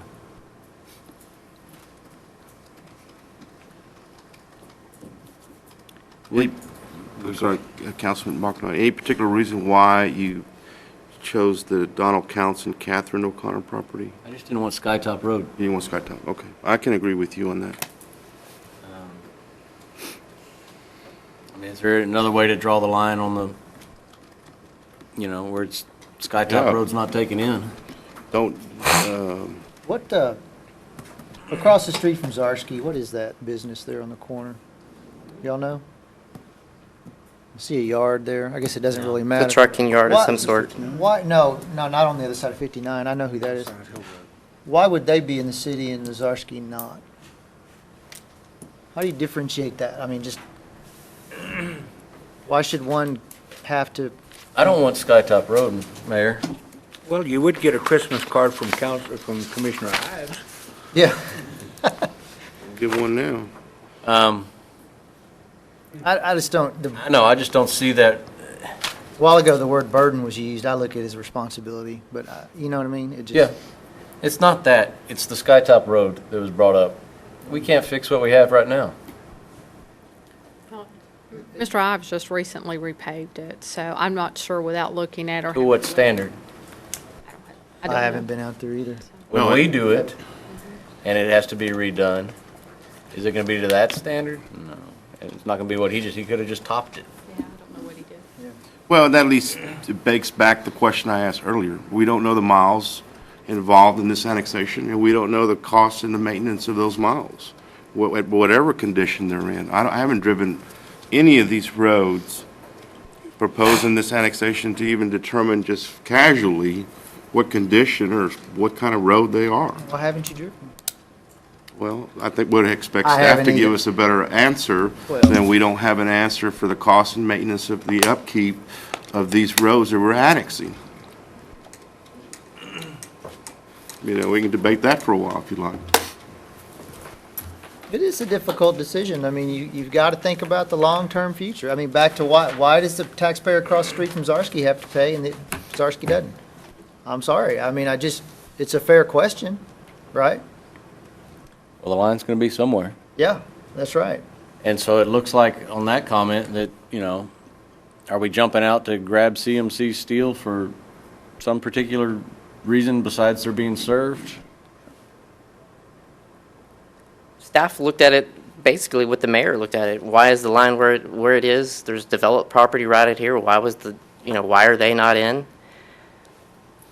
They're served. Why are they not in? Why is the Beaux-Arts across the street from the Kenny any different? We just have to make a decision here. That's okay. And we don't have to sensationalize this or get upset about it. We do have to make a decision at some point. So, to bring us back, I think, to where we are, and Mr. Bachnight has done a very good job of being very specific about his recommendations. You qualified Area 1. It will require a broader expanse, which we got that. So, Mr. Bachnight, it would be fair to say that your amendment would go ahead and include the rest of those. It has to, right? It doesn't have to. The effect would be that staff would remove the rest of them. So that's a lawyer, putting it, which is, yes, sir, I understand. So that's the effect of that. That's fine, okay. Do you want to change anything? Let me Okay, but we did get. think about that one while Mr. Alvarez was going to make an amendment to the. Yes, sir. Mr. Alvarez, what were your changes? Well, I just wanted to add the Rigamonti property on, I guess, 2. Mr. Rigamonti made a compelling argument, a public hearing 2 ago. What's that area, Councilman? That was 2B, or Area 2. Area 2, the Map, 3. annexation Area 2B on your large map. So all 4 of those properties? Rigamonti, there's, what, There's 4 3? tracks. I There's see 4 3. tracks. The welding. Well, yes, The- 3 the tracks welding- and one's a, I think the welding is just the personal property, isn't it? yes. He does not have an ag exempt, I assume. He does, he did not. He That does. was my amendment to amend, to add that property. Okay. Could you do the PID for me? Well, if you go to Area 2, there's 34217, 34216, and 34215. Okay, we need a second on that. Second. Okay, so we have a motion and second on the Rigamonti. If y'all want to talk about that specific Go ahead. procedural. Okay, before discussion on that, Mr. Mayfield, do I understand correctly that that would also have the effect of removing PID number 68011, which is the welding machine, which appears to be personal property? Yes. Okay. What And I was- don't know if that messes up with your. That one does not, It- it's not it- affected by the 1,000-foot width. Right, I just want to be clear on that, like we were with the other property, that it would impact other properties listed here. With respect, Mr. Alvarez, to the Rigamonti property, he was here, and I don't remember his exact comments in your mind. If you would share, what was the reason he gave that you felt? Well, I guess we could watch it on TV, Well, and certainly the minutes don't reflect his direct discussion, but it goes back to what and I believe he indicated that he was basically agreeing with the Beaux-Arts, and I'm very sympathetic to the Beaux-Arts. I'm very sympathetic to Mr. Atkinson and Mr. Rigamonti. I think these gentlemen, these families have enjoyed living in the country, much like I have enjoyed living in the country when I grew up. And I think I'm just not hearing a compelling reason from the city why we need to take over those properties. They don't want to be in the city. There's not a compelling reason why the city should take over or annex those properties. They live on those properties. They enjoy privileges in the county that I used to enjoy and appreciate. And I think Mr. Rigamonti echoed some of the same sentiments as Mr. Beaux-Arts, the Beaux-Arts have repeatedly. And that's why I would include his property as well. okay. Thank you, thank you. Mayor? In fairness, we're hopscotching around and annexing some and not annexing others. And privately, I've had many people come to me, but they're not here tonight. I don't know why they would not be absolved as well from this burden, as you put it. I'd make a motion, we either do it all or none. I don't think this is fair. It's just not fair. Mr. Halapaska, what you just said was that you would make a motion to do all or none. Under Robert's Rules of Order, you can't make a motion that has the effect of negating a motion that's on the floor. You can simply vote against the amendment that's on the floor. So for procedural reasons, let's not take up that motion at this time. Yeah, I think you weren't being literal there, but I understand. I have to be. Yes, sir, you do. Okay, so we're on the motion to amend Mr. Bachknight's motion. That's right. And that is to remove the Rigamonti properties. And I did, and I'll be honest, I ask, and I appreciate Mr. Alvarez answering that. He didn't have to answer me. I just want to know what he's thinking. Because what I recall from that conversation when Mr. Rigamonti was here is he just didn't want to pay taxes. That's what I recall. I mean, I understand that. And I think I've already made enough comments about that. Is there anything, if not, we can maybe vote on this amendment regarding the 3 Rigamonti properties? Is there any discussion on those 3? Okay. Y'all sure? So with respect to Mr. Alvarez's amendment regarding the Rigamoni properties, all those in favor say aye. Aye. Those opposed? Nay. Okay, so let's do it again and raise our hands, and I will vote if I have to. All those in favor say aye. Excuse me, raise your hands. What do we need? You need a simple majority of those voting. So, okay, 4. Okay, those opposed? Okay, so that amendment didn't pass, right? That's correct. Well, That good. means the Rigamonti properties are not included in Mr. Balknight's motion. Right. Okay, so now we're back to Mr. Bachknight's motions, which are, we all have notes here on that. We can discuss that further. Mr. Mayor, can I clarify something for people who may be watching on TV and wondering what just happened? Because we have one absent council member tonight, we have 3-3 tie on that vote. And in order for a motion to pass, it has to have a majority of people voting in favor of it. So a tie vote is the same thing as a vote against. And I just want to make sure everybody understands why we had a tie vote and we immediately said that didn't pass. And technically, I didn't have to vote because it could have gone, but I did. I just want to point that out. I'm usually the tiebreaker. Y'all know that, I know, but I just point that out. So if you're the tiebreaker, how could you vote? Technically, what he just said is technically incorrect. The mayor in our system. I'm not doing too good. The mayor in our system does vote. What he said before the vote was that he was going to abstain unless it affected it. But in our system, in our city council government, the mayor does vote. Yeah, but like you said, he did say he was going to abstain, so I don't see that. Okay. I guess I've had a different impression of it. It's okay, let's move past that. I voted because it is a serious issue, and I want people to know how I vote, up or down, good or bad. Okay. Any discussion on Mr. Bachknight's amendments?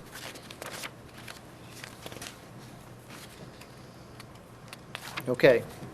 Seeing none, all those in favor, raise your hand. All those opposed? Okay.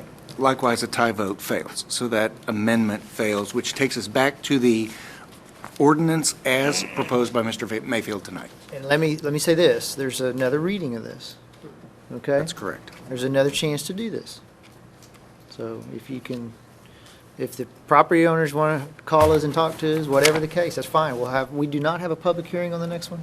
We do not usually have a public hearing, but you're welcome to post it as a public hearing. That's right. Of course, we don't need that. We have citizens' communications. That's correct. Is there further discussion on the issue as presented? Seeing none, all those in favor, raise your hands. And those opposed? Okay. So it ties. That is a failed vote. That is a failed vote, which means the city will not move forward with annexation. This will not come back on a second and third reading. Okay. Very good. I knew there's a reason we keep this guy. So let's put that in non-layered terms. It's over. Yep. We will not see this again, and none of it will be annexed. That's correct. Okay, so you guys know. All right. Well, you won't see it again, and Not soon. yes, I don't want anybody to ever say we'll never see it.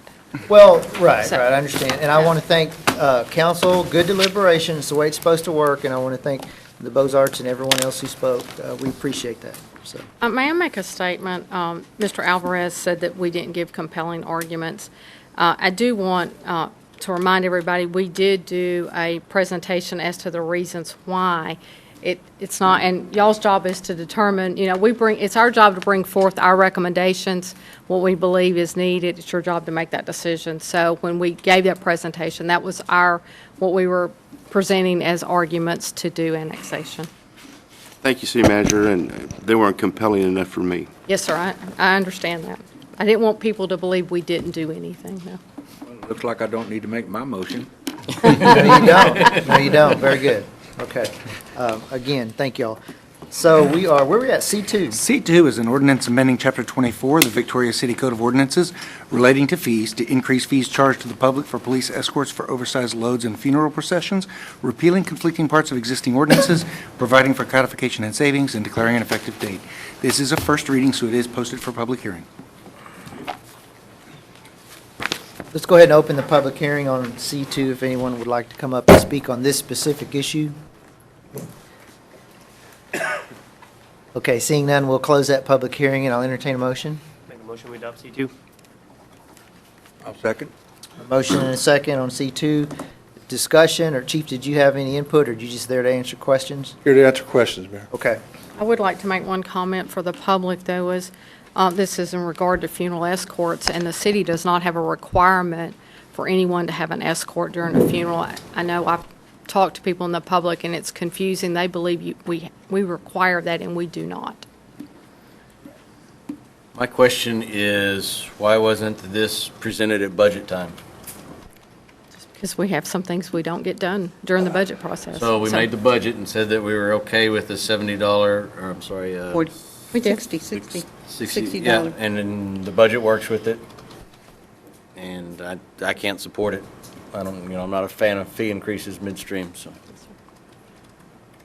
When did you, how long have you worked on this? I've been working, Mayor, members, City Council, we've actually been working on this for a while. The intention was to because it hadn't really been vetted really carefully over the last couple of years. So we went through a pretty extensive, cost analysis to really come up with what it was costing us to provide the service. So it did take us beyond the budget cycle that Mr. Bachnight was referring to. I also wanted to do a reach out with the funeral homes that were doing business here in Victoria, and that process took a little bit longer than I had anticipated doing as well. So all those things considered, it took us beyond that time limit. So the $13,560 that you're subsidizing this service with just comes out of the general fund? That's why it's in the, okay. Yes. I would just, and Mr.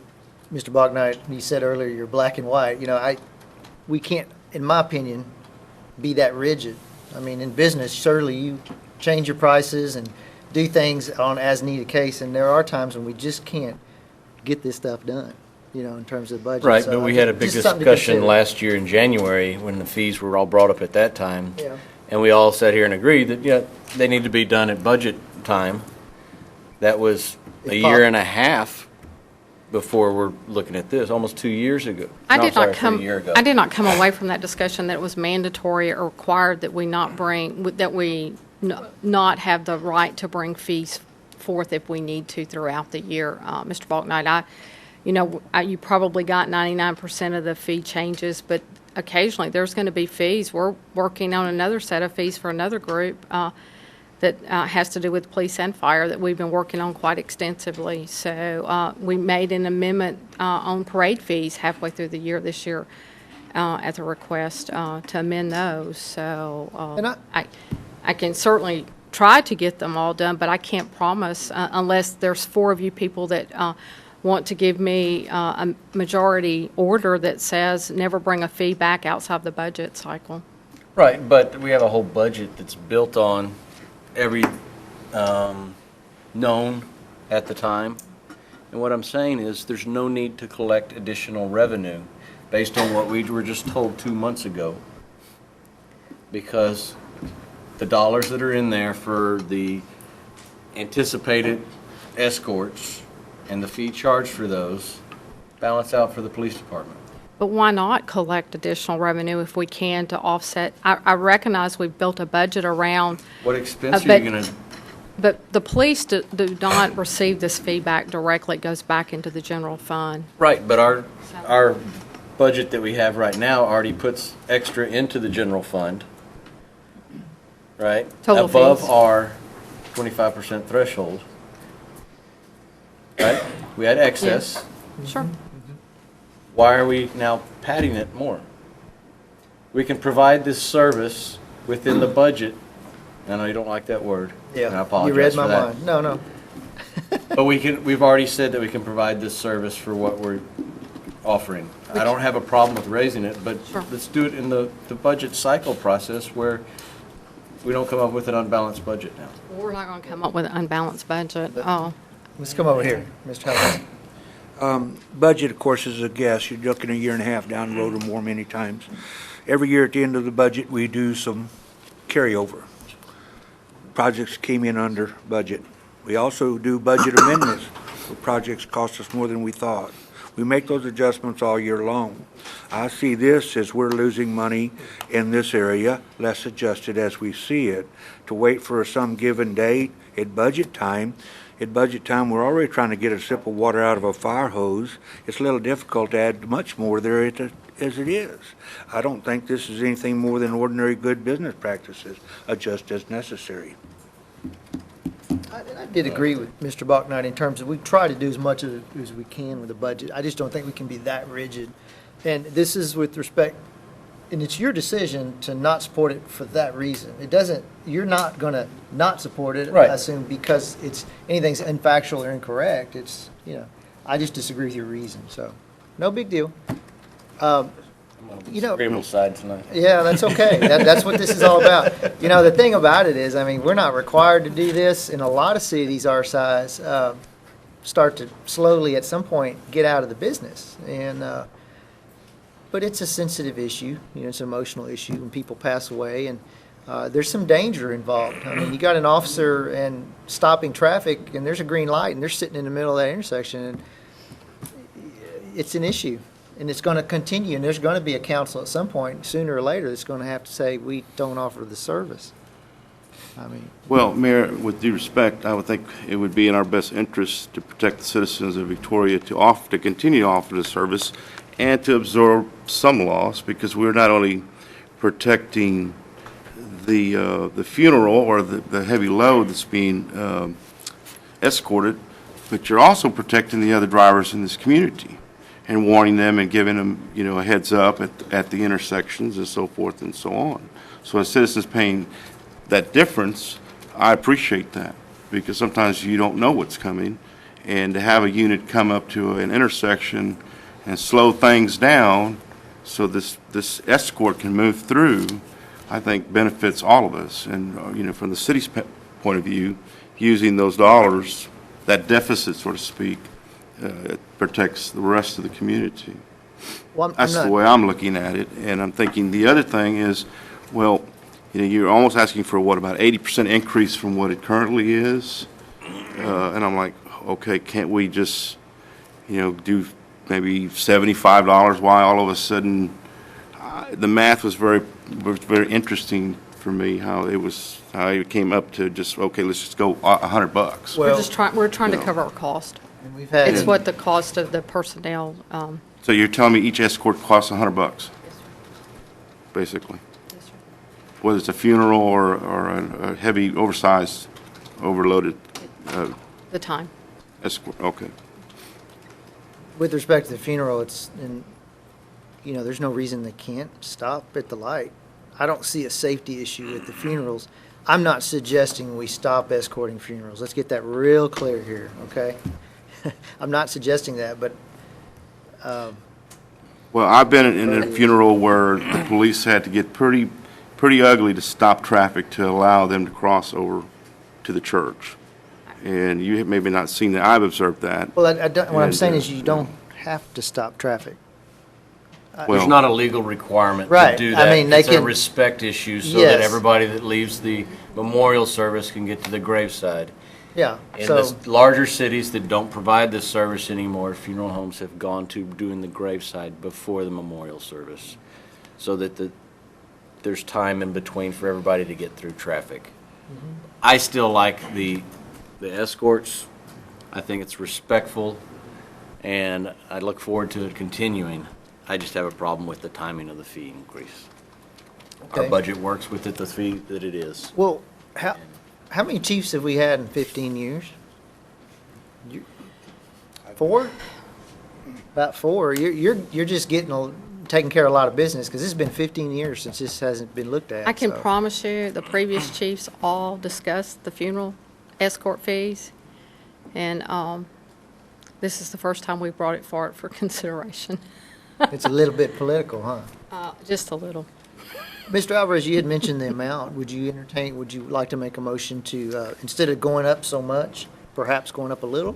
Yes, thank you, Mayor. I would make a motion to amend the amount to $75. See how that works. And again, I'd like to see a little bit more analysis on what the costs are. I mean, I'm just seeing just general information here. But my amendment would be to increase it to 75 instead of 100. Anyone want to second that? I'll second that, but I had a question. I don't know if it's been asked. Out of the 339 police escorts, what percentage would you say were funerals compared to the overload or the extra large, oversized loads? Do I'd you say have an about idea? 98-99% would be funeral escorts. Now, keep in mind, I'm pretty sure the funeral homes pass this Yeah, they do. cost to To the people that are using the funeral service. Okay, so we have a motion and a second to amend the C2 to increase the fee from $60 to $75. So based upon that, with 339, $15, so we're going to recoup $5,085 of the $13,560. I will agree with your man, Councilman. Okay. Okay. Put that out there. So we're not going to recoup it all. But perhaps you could bring it back at the beginning of the budget next year, and we could go up the rest of the way, assuming this passed. I disagree. This is just a business decision, and it she needs to be done now. Stop the bleeding. Okay. But I would think that, I won't speak for Councilman Bachnight, but it seems like he would be against even that motion because it would be a fee adjustment, not at the beginning. So I think You can the ask heart him. of it, I think the heart of it is a before or after. Yes, sir. Yep. There's no bleeding. The budget balanced. In that department, there was no bleeding. So that can be done for that. It balanced Except on for you're paper. taking a loss. It balanced on paper, but when he brings us that big emergency reading every year to carry all kind of stuff over and make all his adjusting entries, it's, so, anyway, we don't want to get into accounting. I'm not equipped to have that argument, for sure. Okay, we're going on too long probably with this. We have a motion and a second to, We have an amendment and a second. an amendment, yes. All those in favor of the amendment to make the fee $75, raise your hand. Okay, we have two. Those opposed? Okay, so that amendment fails. Now we're back to the motion for just to go from $60 to $100. I do agree with Mr. Halapaska as a business decision. I know if the cost of flour goes up in his cookies mid-year, he doesn't wait till the end of the year to raise the price of cookies. He has to pass that on, and this is going on a long time, so we need to adjust it. That's my opinion. Any more discussion? All those in favor of C2, raise your hand. Okay. Those opposed? Okay, so we have a tie, so it won't come back. So bring it back at the beginning of the next budget year, and perhaps we'll have different results. That's Correct? Having a council member absent does impact things, doesn't it? It does. Sorry for my past absences. Okay. Me too. We'll move into the consent agenda. There are three items on the consent agenda tonight that will be approved by a single vote. The first is the approval of minutes of the regular meeting of the November 18th, 2014. The second is a resolution authorizing the city manager to execute all documents necessary to purchase three 2015 year model loader backhoes with extend-a-hose from Doggett Heavy Machinery Services Limited in the amount of $345,030 and declaring an effective date. The third is a resolution authorizing the city manager to execute all documents necessary to renew the annual contract for the city's self-funded insurance plan with Aetna Life Insurance Company for specific stop-loss insurance in an estimated amount of $568,435 and declaring an effective date. I'd like to make a motion to approve the items as presented for the consent agenda. Second. We have a motion and a second. All those in favor say aye. Aye. Okay. Green. E1 is complete, so we'll move into city manager's reports. Ms. Swoboda, did you have an update for us? Yes, I do. There are two boards that are going to have upcoming appointments that need to be considered. I'd like to start first with the Board of Adjustment and Appeals. There are three members that have terms coming up December 15th of 2015. They are Gabriel Solis, Ernest Guajardo Jr., and Richard Janetka. As you remember, this board is the board that has the 8 different required licenses or citizens. These three are from District 2, District 3, and District 4. They all desire to be reappointed. So I just need to know if you'd like for me to come back with a resolution to consider those three individuals for reappointment. Counselor? I have a statement. We have Gabriel Solis as a member of this board, Mrs. Solis's son. We don't have an anti-nepotism rule on these boards, but I've had a number of people express their concern about that. I thought you said that was a board that hardly ever meets. So Yes, why ma'am. would there be a concern? And besides, you know, It's a we concern asked, because he sits on the board. sir, there's a representative from District 2. That's all he is, a representative from District 2. You can make an, I guess, when it comes back to us as a resolution. If you Are there have a term limits change. on this board? I don't think Terms, I so. Board of Adjustment. and I'm sorry, I Appeals? didn't I hear. don't there remember- term I don't limits? remember whether there's term limits. Jared is shaking his head no, I there are didn't not. hear the question. Term Okay. limits. Is that a no, or is there no term limits? Okay. Okay, so you're going to bring something back? Yes, sir. Did you cover the Victoria No, sales tax? that's next. Okay. And then the Victoria Sales Tax Development Corporation has three members with terms coming up, Jan Scott, Torrin Bells, and Tom Halapaska. Jan Scott and Tom Halapaska would like to be reappointed. Torrin Bells does not wish to be reappointed. So there will be at least one that we will need to appoint a new member. Okay. So I guess, do you want me to bring it back with two reappointments and one blank, or? I'm fine with that. Again, we have term limits, is that do. correct? We adopted last year, Yes, but they weren't retroactive? they were not retroactive. Okay. And how long have these members been serving? With the exception of Mr. Bells, I think he filled an unexpired term. Yeah, he was the newest. Tom, how long have you been? I'm not sure. In 10, he came in 2010. In You were 2010, appointed in 4 years. 2010 as the council member representative. And Ms. Scott? I'm not sure if it was 2007. I would have to, He's been there Check longer that. than, Yeah, she's been there much longer than I have. yes. 2007, we think? I think so. I would have to, We can certainly have that information for you the night that we bring the resolution. and if anyone wants to substitute Oh. names or whatever that night, we can do that. also, I have some names from last year that had indicated they would like to be reappointed. I'd like to know if you'd like me to bring those forward after I've contacted them to see if they are still interested. I think that'd be great to put those applications in our packet. If you I could do will. that, that'd be good.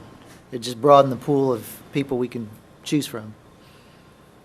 Okay, so you'll bring those back. As far as the Sales Tax Development Corporation is concerned, I don't mind you putting the names on there, those two.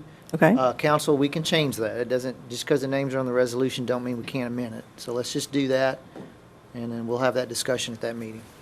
Well, and I would think in keeping, even though it's not a retroactive amendment to the bylaws of the Sales Tax Board, that we have asked for term limits of 3 two-year terms, 6 years total. That's correct. That, anyone serving beyond 6 years would respectfully decide not to be reappointed at this point, respecting those changes from last year, even though it doesn't apply to them. So I expect you'll make a recommendation for someone else, which is Yes. perfectly acceptable. Okay, understood. Let's, before we go into B, let's take a break for 5 minutes. The aquifer storage recovery off channel is going to take a while, and we do have a lot of people here that want to talk to us about that. So let's take 5, can you put the 5-minute clock up, James? Thank you. Got that grin on your face. Yeah, you don't know what, you don't.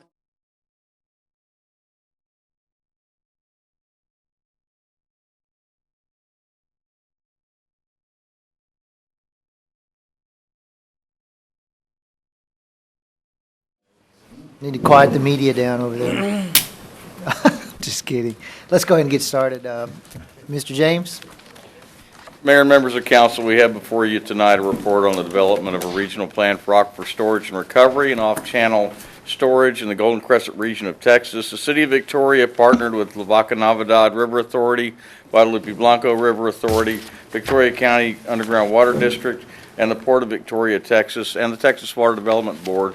What we'll focus on tonight is the part of the report that deals with the City of Victoria's involvement in this. This was a study that was done in conjunction with the Water Development Board. The City of Victoria and the other partners put in half of the money, $135,000 between those partners. The city's part was $25,000. The Water Development Board participated with $135,000. Mr. Beck Brune, who is Governor Perry's fairly recent appointment to the Texas Water Development Board, called me today and apologized for not being able to be here tonight, but wanted to extend to you the importance that the Water Development Board places on this project, and that they feel that the research that was done in this was very good research, and that it does have, in their point of view, that it is a very positive report and something that the City of Victoria certainly should take seriously. And he will communicate more with you in the future on that, on the Water Development Board's participation in this and their appreciation of our involvement in the project. Tonight we have with us Mr. Fred Bloomberg with Arcadis, Mr. Tom Brown with Naismith, and Mr. James Dodson with Naismith also. Mr. Bloomberg will talk with you about the aquifer storage and recovery portion of the project, and Tom Brown will cover the off-channel storage part of that. And without further ado, I will turn the podium over to them so that they can cover the details of the project with you. Thank you. And we'll be available for questions. Before Fred gets started, just what we'll do, because this is a very complex report, it's a very thick report, we'll put it back on for a January agenda meeting, and that way you'll have plenty of time over the next month to go through the report, because, there is some direction we'll need from council on next steps, but just so. And this is available at the library? I doubt it, but it can be. That or online? Online, yeah. Put it online. Thanks, Jerry. You're welcome. Good evening. Thanks for the opportunity to come and talk with you about the work that we did for the city and the other partners in the project. And what we'll talk about tonight is a little background on aquifer storage and recovery, what it is, ASR, and we'll talk about ASR in Texas. We'll talk a little bit briefly about the study and then specifically about Victoria's portion, and then Tom will discuss the off-channel storage and the infrastructure requirements. So the first few slides are background on ASR.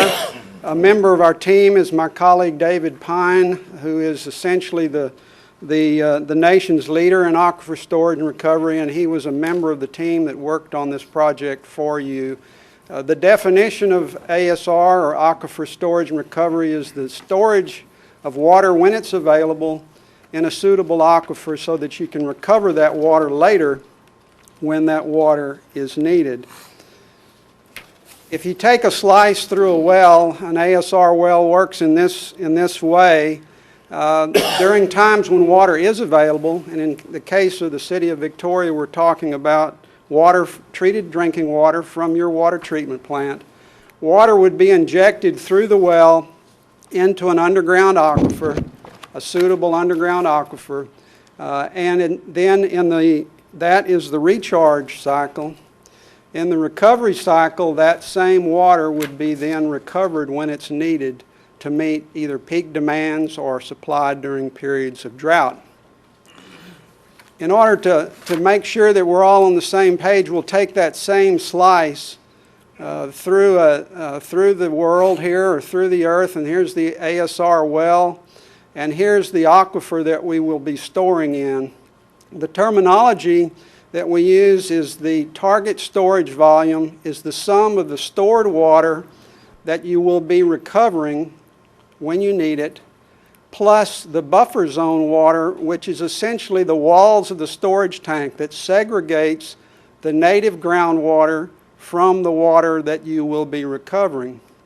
The sum of those is what we call the target storage volume. And of course, there's some blending that occurs in this area, and so that water would typically be in the ground and left in the ground. and only the stored water that you want to recover would be recovered. So essentially what you'll see in terms of how we're going to describe the project is the buffer zone water is stored once and left in place. The stored water is both recharged and recovered as needed. Over the last 45 years or so, ASR in the United States has grown exponentially. There are now over 500 wells and over 100 well fields in the United States located in 22 states. There are 3 projects in Texas, and we'll talk about them in just a moment.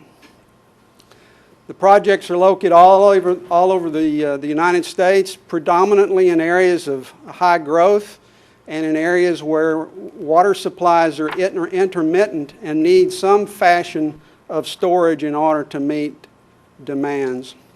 Globally, ASR over that same time period has grown at the same exponential rate in all of the countries that you see listed here. And that's a picture of a very typical ASR well. That one happened to be located in Australia. The factors that contribute to ASR growth over the last 45 years are several of those related to cost. Typically, it's less than other alternatives. One of the key things about ASR that I'll point out is that it can be implemented in a phased or incremental fashion. Unlike a storage reservoir or a dam that has to be built and built for some future need, ASR wells can be added incrementally as the need increases. And as you'll see later in our discussion, ASR projects are also developed incrementally so that you gain information as you go along and you have opportunities to make changes as needed as you go along. Environmentally, ASR wells, as you can see, have very small footprints. They're located in various locations, including in residential areas in some cases. And ASR water is stored in both fresh and brackish and even saline aquifers. And there are about 27 different uses or applications of ASR. The operating ranges from 30 to 2,900 feet in depth is typical. Storage zone thicknesses of the aquifers, somewhere between 20 and 400 feet is typical. The storage volumes all the way up to almost 300,000 acre feet, which would be, say, the equivalent of Canyon Reservoir. There's a project that David and our firm are working on in the southeast that is looking at the possibility of storing 500,000 acre feet of water underground. Typically, the bubble or the radius of the stored water that would be recovered is less than 1,000 feet from the well. The largest individual well is about 8 MGD, and the largest well field capacity is the project out in Las Vegas that's been operating for a number of years. It's almost 160 million gallons per day. A lot of different uses or applications, and I've only listed the ones that are most applicable here to the Victoria project that we worked on, but seasonal storage to meet peak demands. One of the classic examples is Hilton Head Island, where they only need the water a few weekends a year and they store it all year long and then recover it. Long-term storage or water banking would be to store water to be recovered over a long, extensive drought of record for, say, 10 or 12 years. Emergency storage, and so forth. So let's talk a little bit about ASR in Texas. There are 3 active projects right now: the San Antonio Water System, El Paso Water Utilities, and the City of Kerrville. SAWS has the second largest project in the United States right now. It's got 29 wells and about 60 million gallons a day of capacity. And in the SAWS case, they're taking water from one aquifer when they have that water available and it's not under some type of drought restriction, and they store it in another aquifer to be recovered later when it is needed. SAWS is stored up to about 100,000 acre feet of water, and of course over the last few years they've been recovering and storing as the opportunities avail themselves. El Paso is one of the first ASR projects in the United States. It's the first in Texas, and they use a combination of both spreading basins and ASR wells. They actually have water that's treated at an advanced wastewater treatment plant to drinking water standards that's injected into the aquifer, the Hueco Bolson. And so it's essentially a wastewater source for El Paso. And Kerrville is probably the project that's most applicable to the situation here in Victoria because they're taking water from the Guadalupe River, treating it in a surface water treatment plant just like yours, only much smaller, and then storing it in the lower Trinity Aquifer in Kerr County. So let's talk a little bit about the project that was involved here. It looked at both off-channel storage and ASR, and I'm going to talk about the ASR component. Jerry's already mentioned the project participants. The areas that we looked at were 3 areas. The area around Victoria that we're talking about tonight, an area down in Calhoun County around GBRA's water treatment plant, and then an area in southern Jackson County. Predominantly looking at the Gulf Coast Aquifer, the lower portions of the Chico Formation, and then the Evangeline Aquifer. So let's hone in on the project for Victoria that we evaluated. We had a workshop with the city staff, and in that workshop, the city staff, after listening to us discuss the various uses or applications of ASR, determined that their needs were shown here in priority order. The first was to meet seasonal demands. Second was long-term storage to firm up your water supply during a repeat of the drought of record. Deferring construction or expansion of water treatment capacity, emergency storage, and then disinfection byproduct reduction was the last priority. Y'all are very familiar, I'm sure, with the 7 water rights that the city has, totaling almost 27,000 acre-feet of run-of-river rights out of the Guadalupe River per year. And that's a sizable amount of water. Unfortunately, the largest of those water rights is for 20,000 acre-feet, and it has a junior priority date of 1993 or 94. The other water rights that are more senior are smaller. So you've got about 75% of your surface water rights out of the river are subject to intermittent availability because of restrictions. And that's one of the key benefits of ASR, is to be able to capture that water out of the river and treat it when it's available, store it underground, and recover it when it's not available. This is a cross-section of the aquifers that we looked at in this area.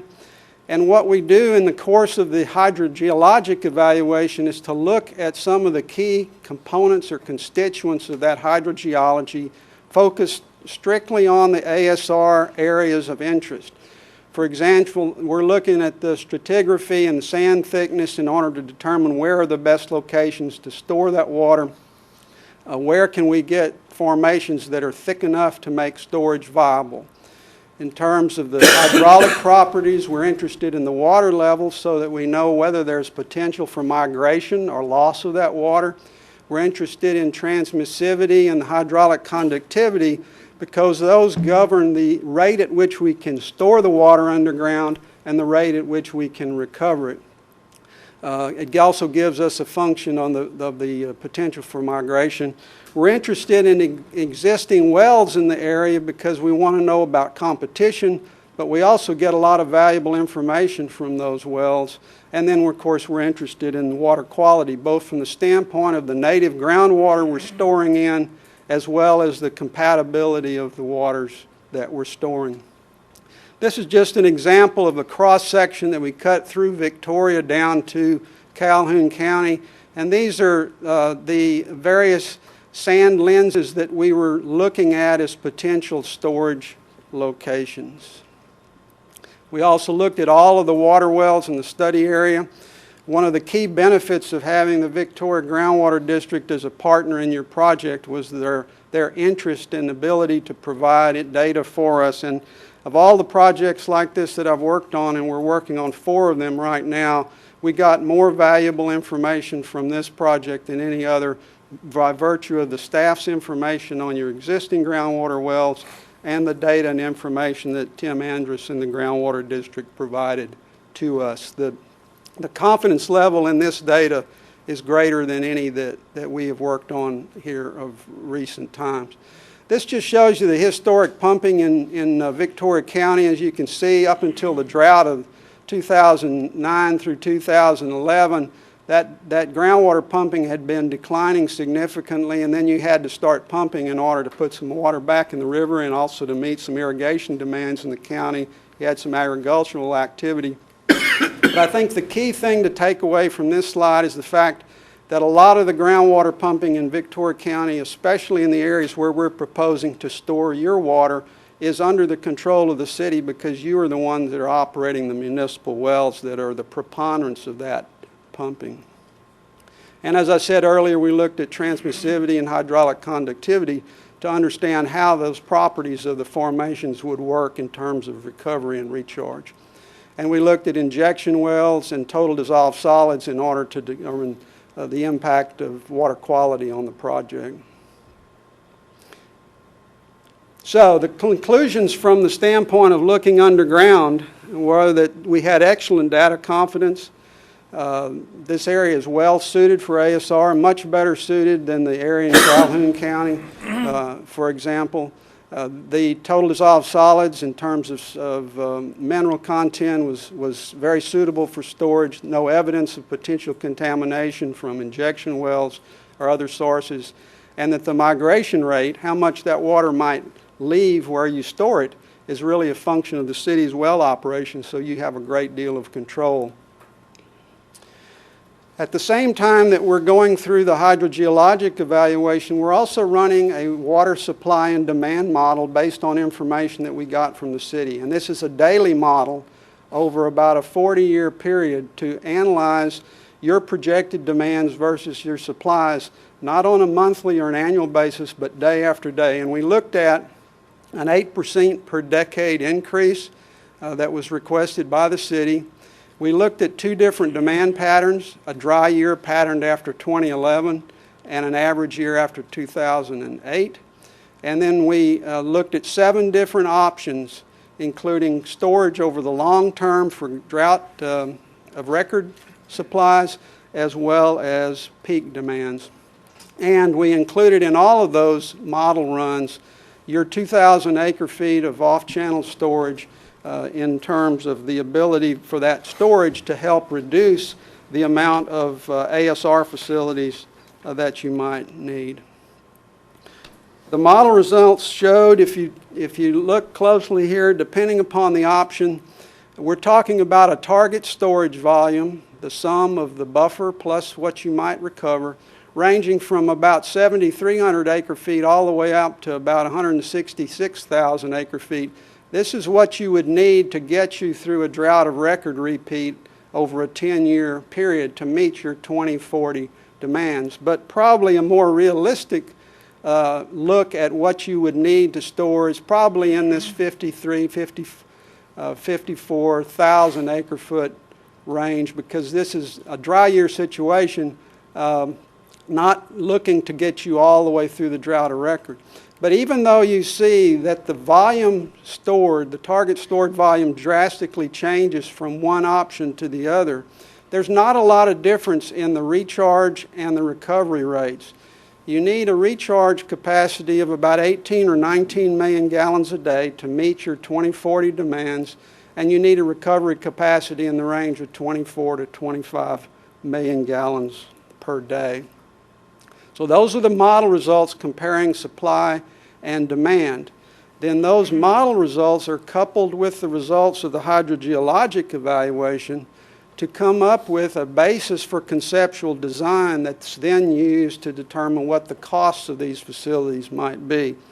And what we've proposed, you're in phase 1 or completing phase 1, which is feasibility assessment. Phase 2 would be demonstration wells.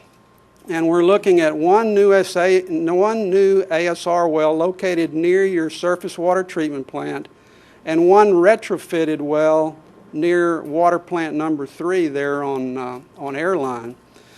Prior to those 2 wells being either drilled or retrofitted, we would do some monitor well construction and some wireline coring to validate the assumptions that we've made in this feasibility study, so that when you actually get to the point of designing these 2 wells or this retrofitted well, you have validated the stratigraphy and the other information that we've gathered in this feasibility stage.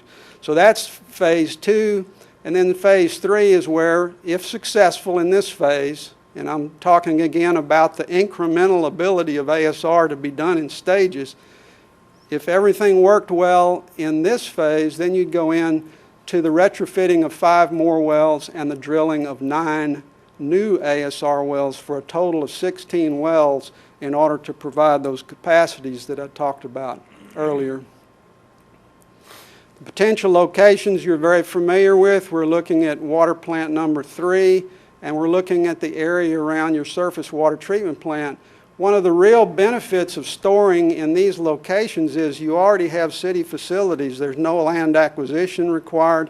You also have existing large pipeline infrastructure in those areas, so there's no long pipelines that have to be constructed like we see in some of our projects where we have to store outside of the infrastructure of the utility. So again, your surface water treatment plants, you're very familiar with that. One of the other advantages is you have the Riverside Park over here and the golf course, and you have other property that allows you to essentially store under city property a sizable amount of water with absolutely no potential for that water to be captured by others. And again, this is the area that we're talking about that's owned and operated by the city. And then water plant number 3 has the benefit of having ground storage facilities, large pipelines, and existing wells that can be retrofitted as the project moves ahead. So in terms of cost, what we're looking at here, the testing program, we've estimated about $3.6 million. That was the phase 2 project that I just talked about. And those numbers are included in these 2 numbers down here. The total capital construction cost is estimated at about $14.5 million. And then when you add in engineering design, environmental permitting, interest during construction, and contingencies, those non-construction costs get you up to a total project cost of about $21 million. Amortize that over 30 years at 6%. And add your O&M costs, and you're looking at an annual cost of about $1.5 million to operate the whole 16-well system. And you're looking at a unit cost of about $192 per acre foot, or about 60 cents per 1,000 gallons. Repeat the phase-in part again, Fred. I'm sorry? Where you can phase it in. You don't have to do it all at once. Yes, exactly. I said just repeat that. Okay. You can phase it in. You don't have to do it all at once. One of the benefits of ASR I'm going to talk about for just a second is this incremental cost of treatment. And that is one of the key factors that has caused ASR to grow as rapidly as it has. You have a water treatment plant out there that's 25 million gallons per day, extremely well run, well operated, and the majority of the costs of that plant are fixed. Your debt service on the plant, your insurance, your salaries, your benefits, overhead is all fixed. The only cost for storing more water is the cost of power, chemicals, and handling your residuals. So you can operate the plant at 25 million gallons per day, even on those days when your system only needs 12 million gallons per day, and that other water, if you had the ASR facilities, would be stored. And so the cost of the actual water itself is not the total cost of treatment, it's only that incremental cost that you're adding. There are permitting and institutional issues that you have to go through with TCEQ and the local groundwater district. And one of the key things, and this is not just true of this project, it's true of every one of them that I'm working on, and is true of projects all over the United States. The institutional issues are almost always the ones that affect the timing of the project, not the technical issues. In the case of the groundwater district here in Victoria County, there are no rules yet related to ASR storage. So the city staff will have to work with the groundwater district to actually craft those rules. That's both a plus and a minus. You don't have any bad rules you got to get rid of. You just have to work with the staff and the board at the district to get the rules in place that will facilitate ASR. So to sum up my part, we're talking about a project that has a lot more pluses than minuses from my perspective, much more so than any that I've worked on to date. We're talking about an incremental project that can be phased. You cannot start into a drought of record with no water in storage, though. That was shown in the modeling. So depending upon the situation, it'll take somewhere from 1 year to 11 years to store the water that you would need to get through a 10-year drought of record. So you can't start with nothing in storage. The model won't, it doesn't create 100% reliability. However, once that storage water is there, you can get 100% reliability out of your 27,000 acre feet of surface water rights with the proposed project that we've put forward. And at this point, I'm going to let Tom talk about the off-channel storage. Again, we model the off-channel storage in our availability in terms of supply and demand, and Tom will talk about the assessment that they did on the storage.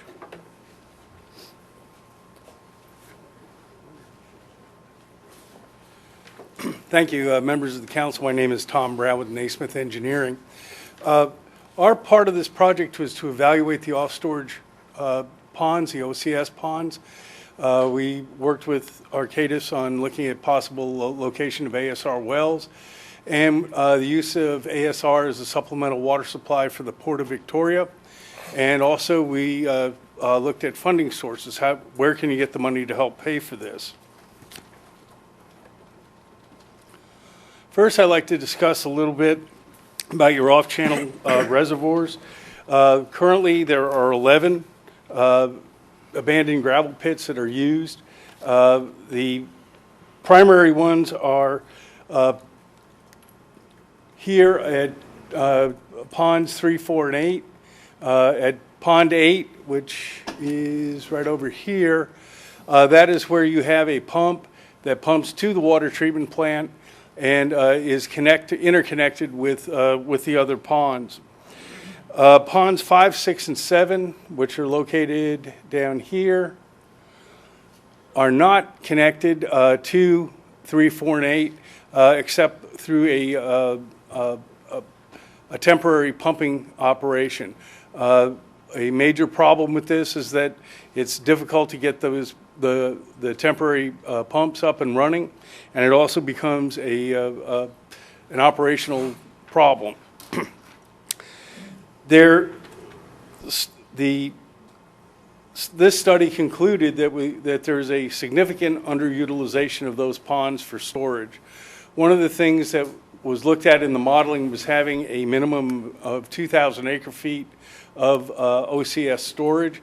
And in some previous studies, and in this one, it's recommended that improvements be made to ponds 3, 4, and ponds 5, 6, and 7 to interconnect them all so that you can get the maximum amount of storage. Currently, you have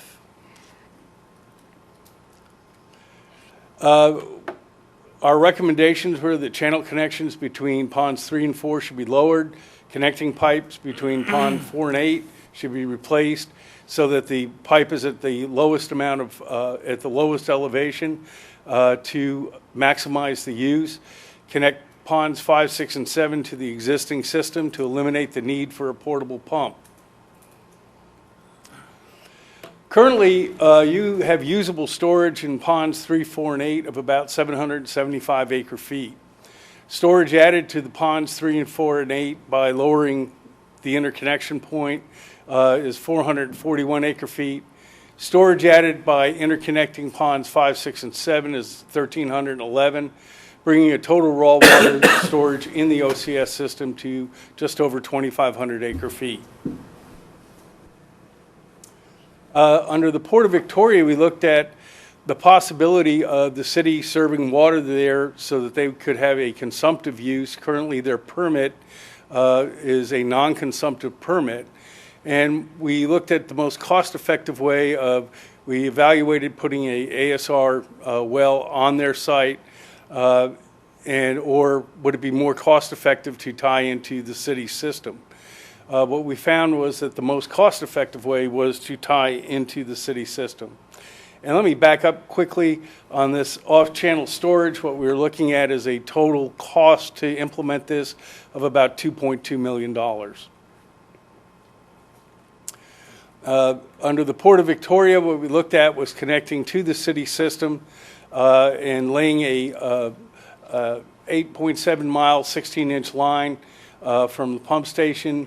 We looked at a total cost of that of about $4.7 million. And that would be the port's expense, not the city's expense. Yes, yes. So y'all don't start thinking, you got to add that up. Right.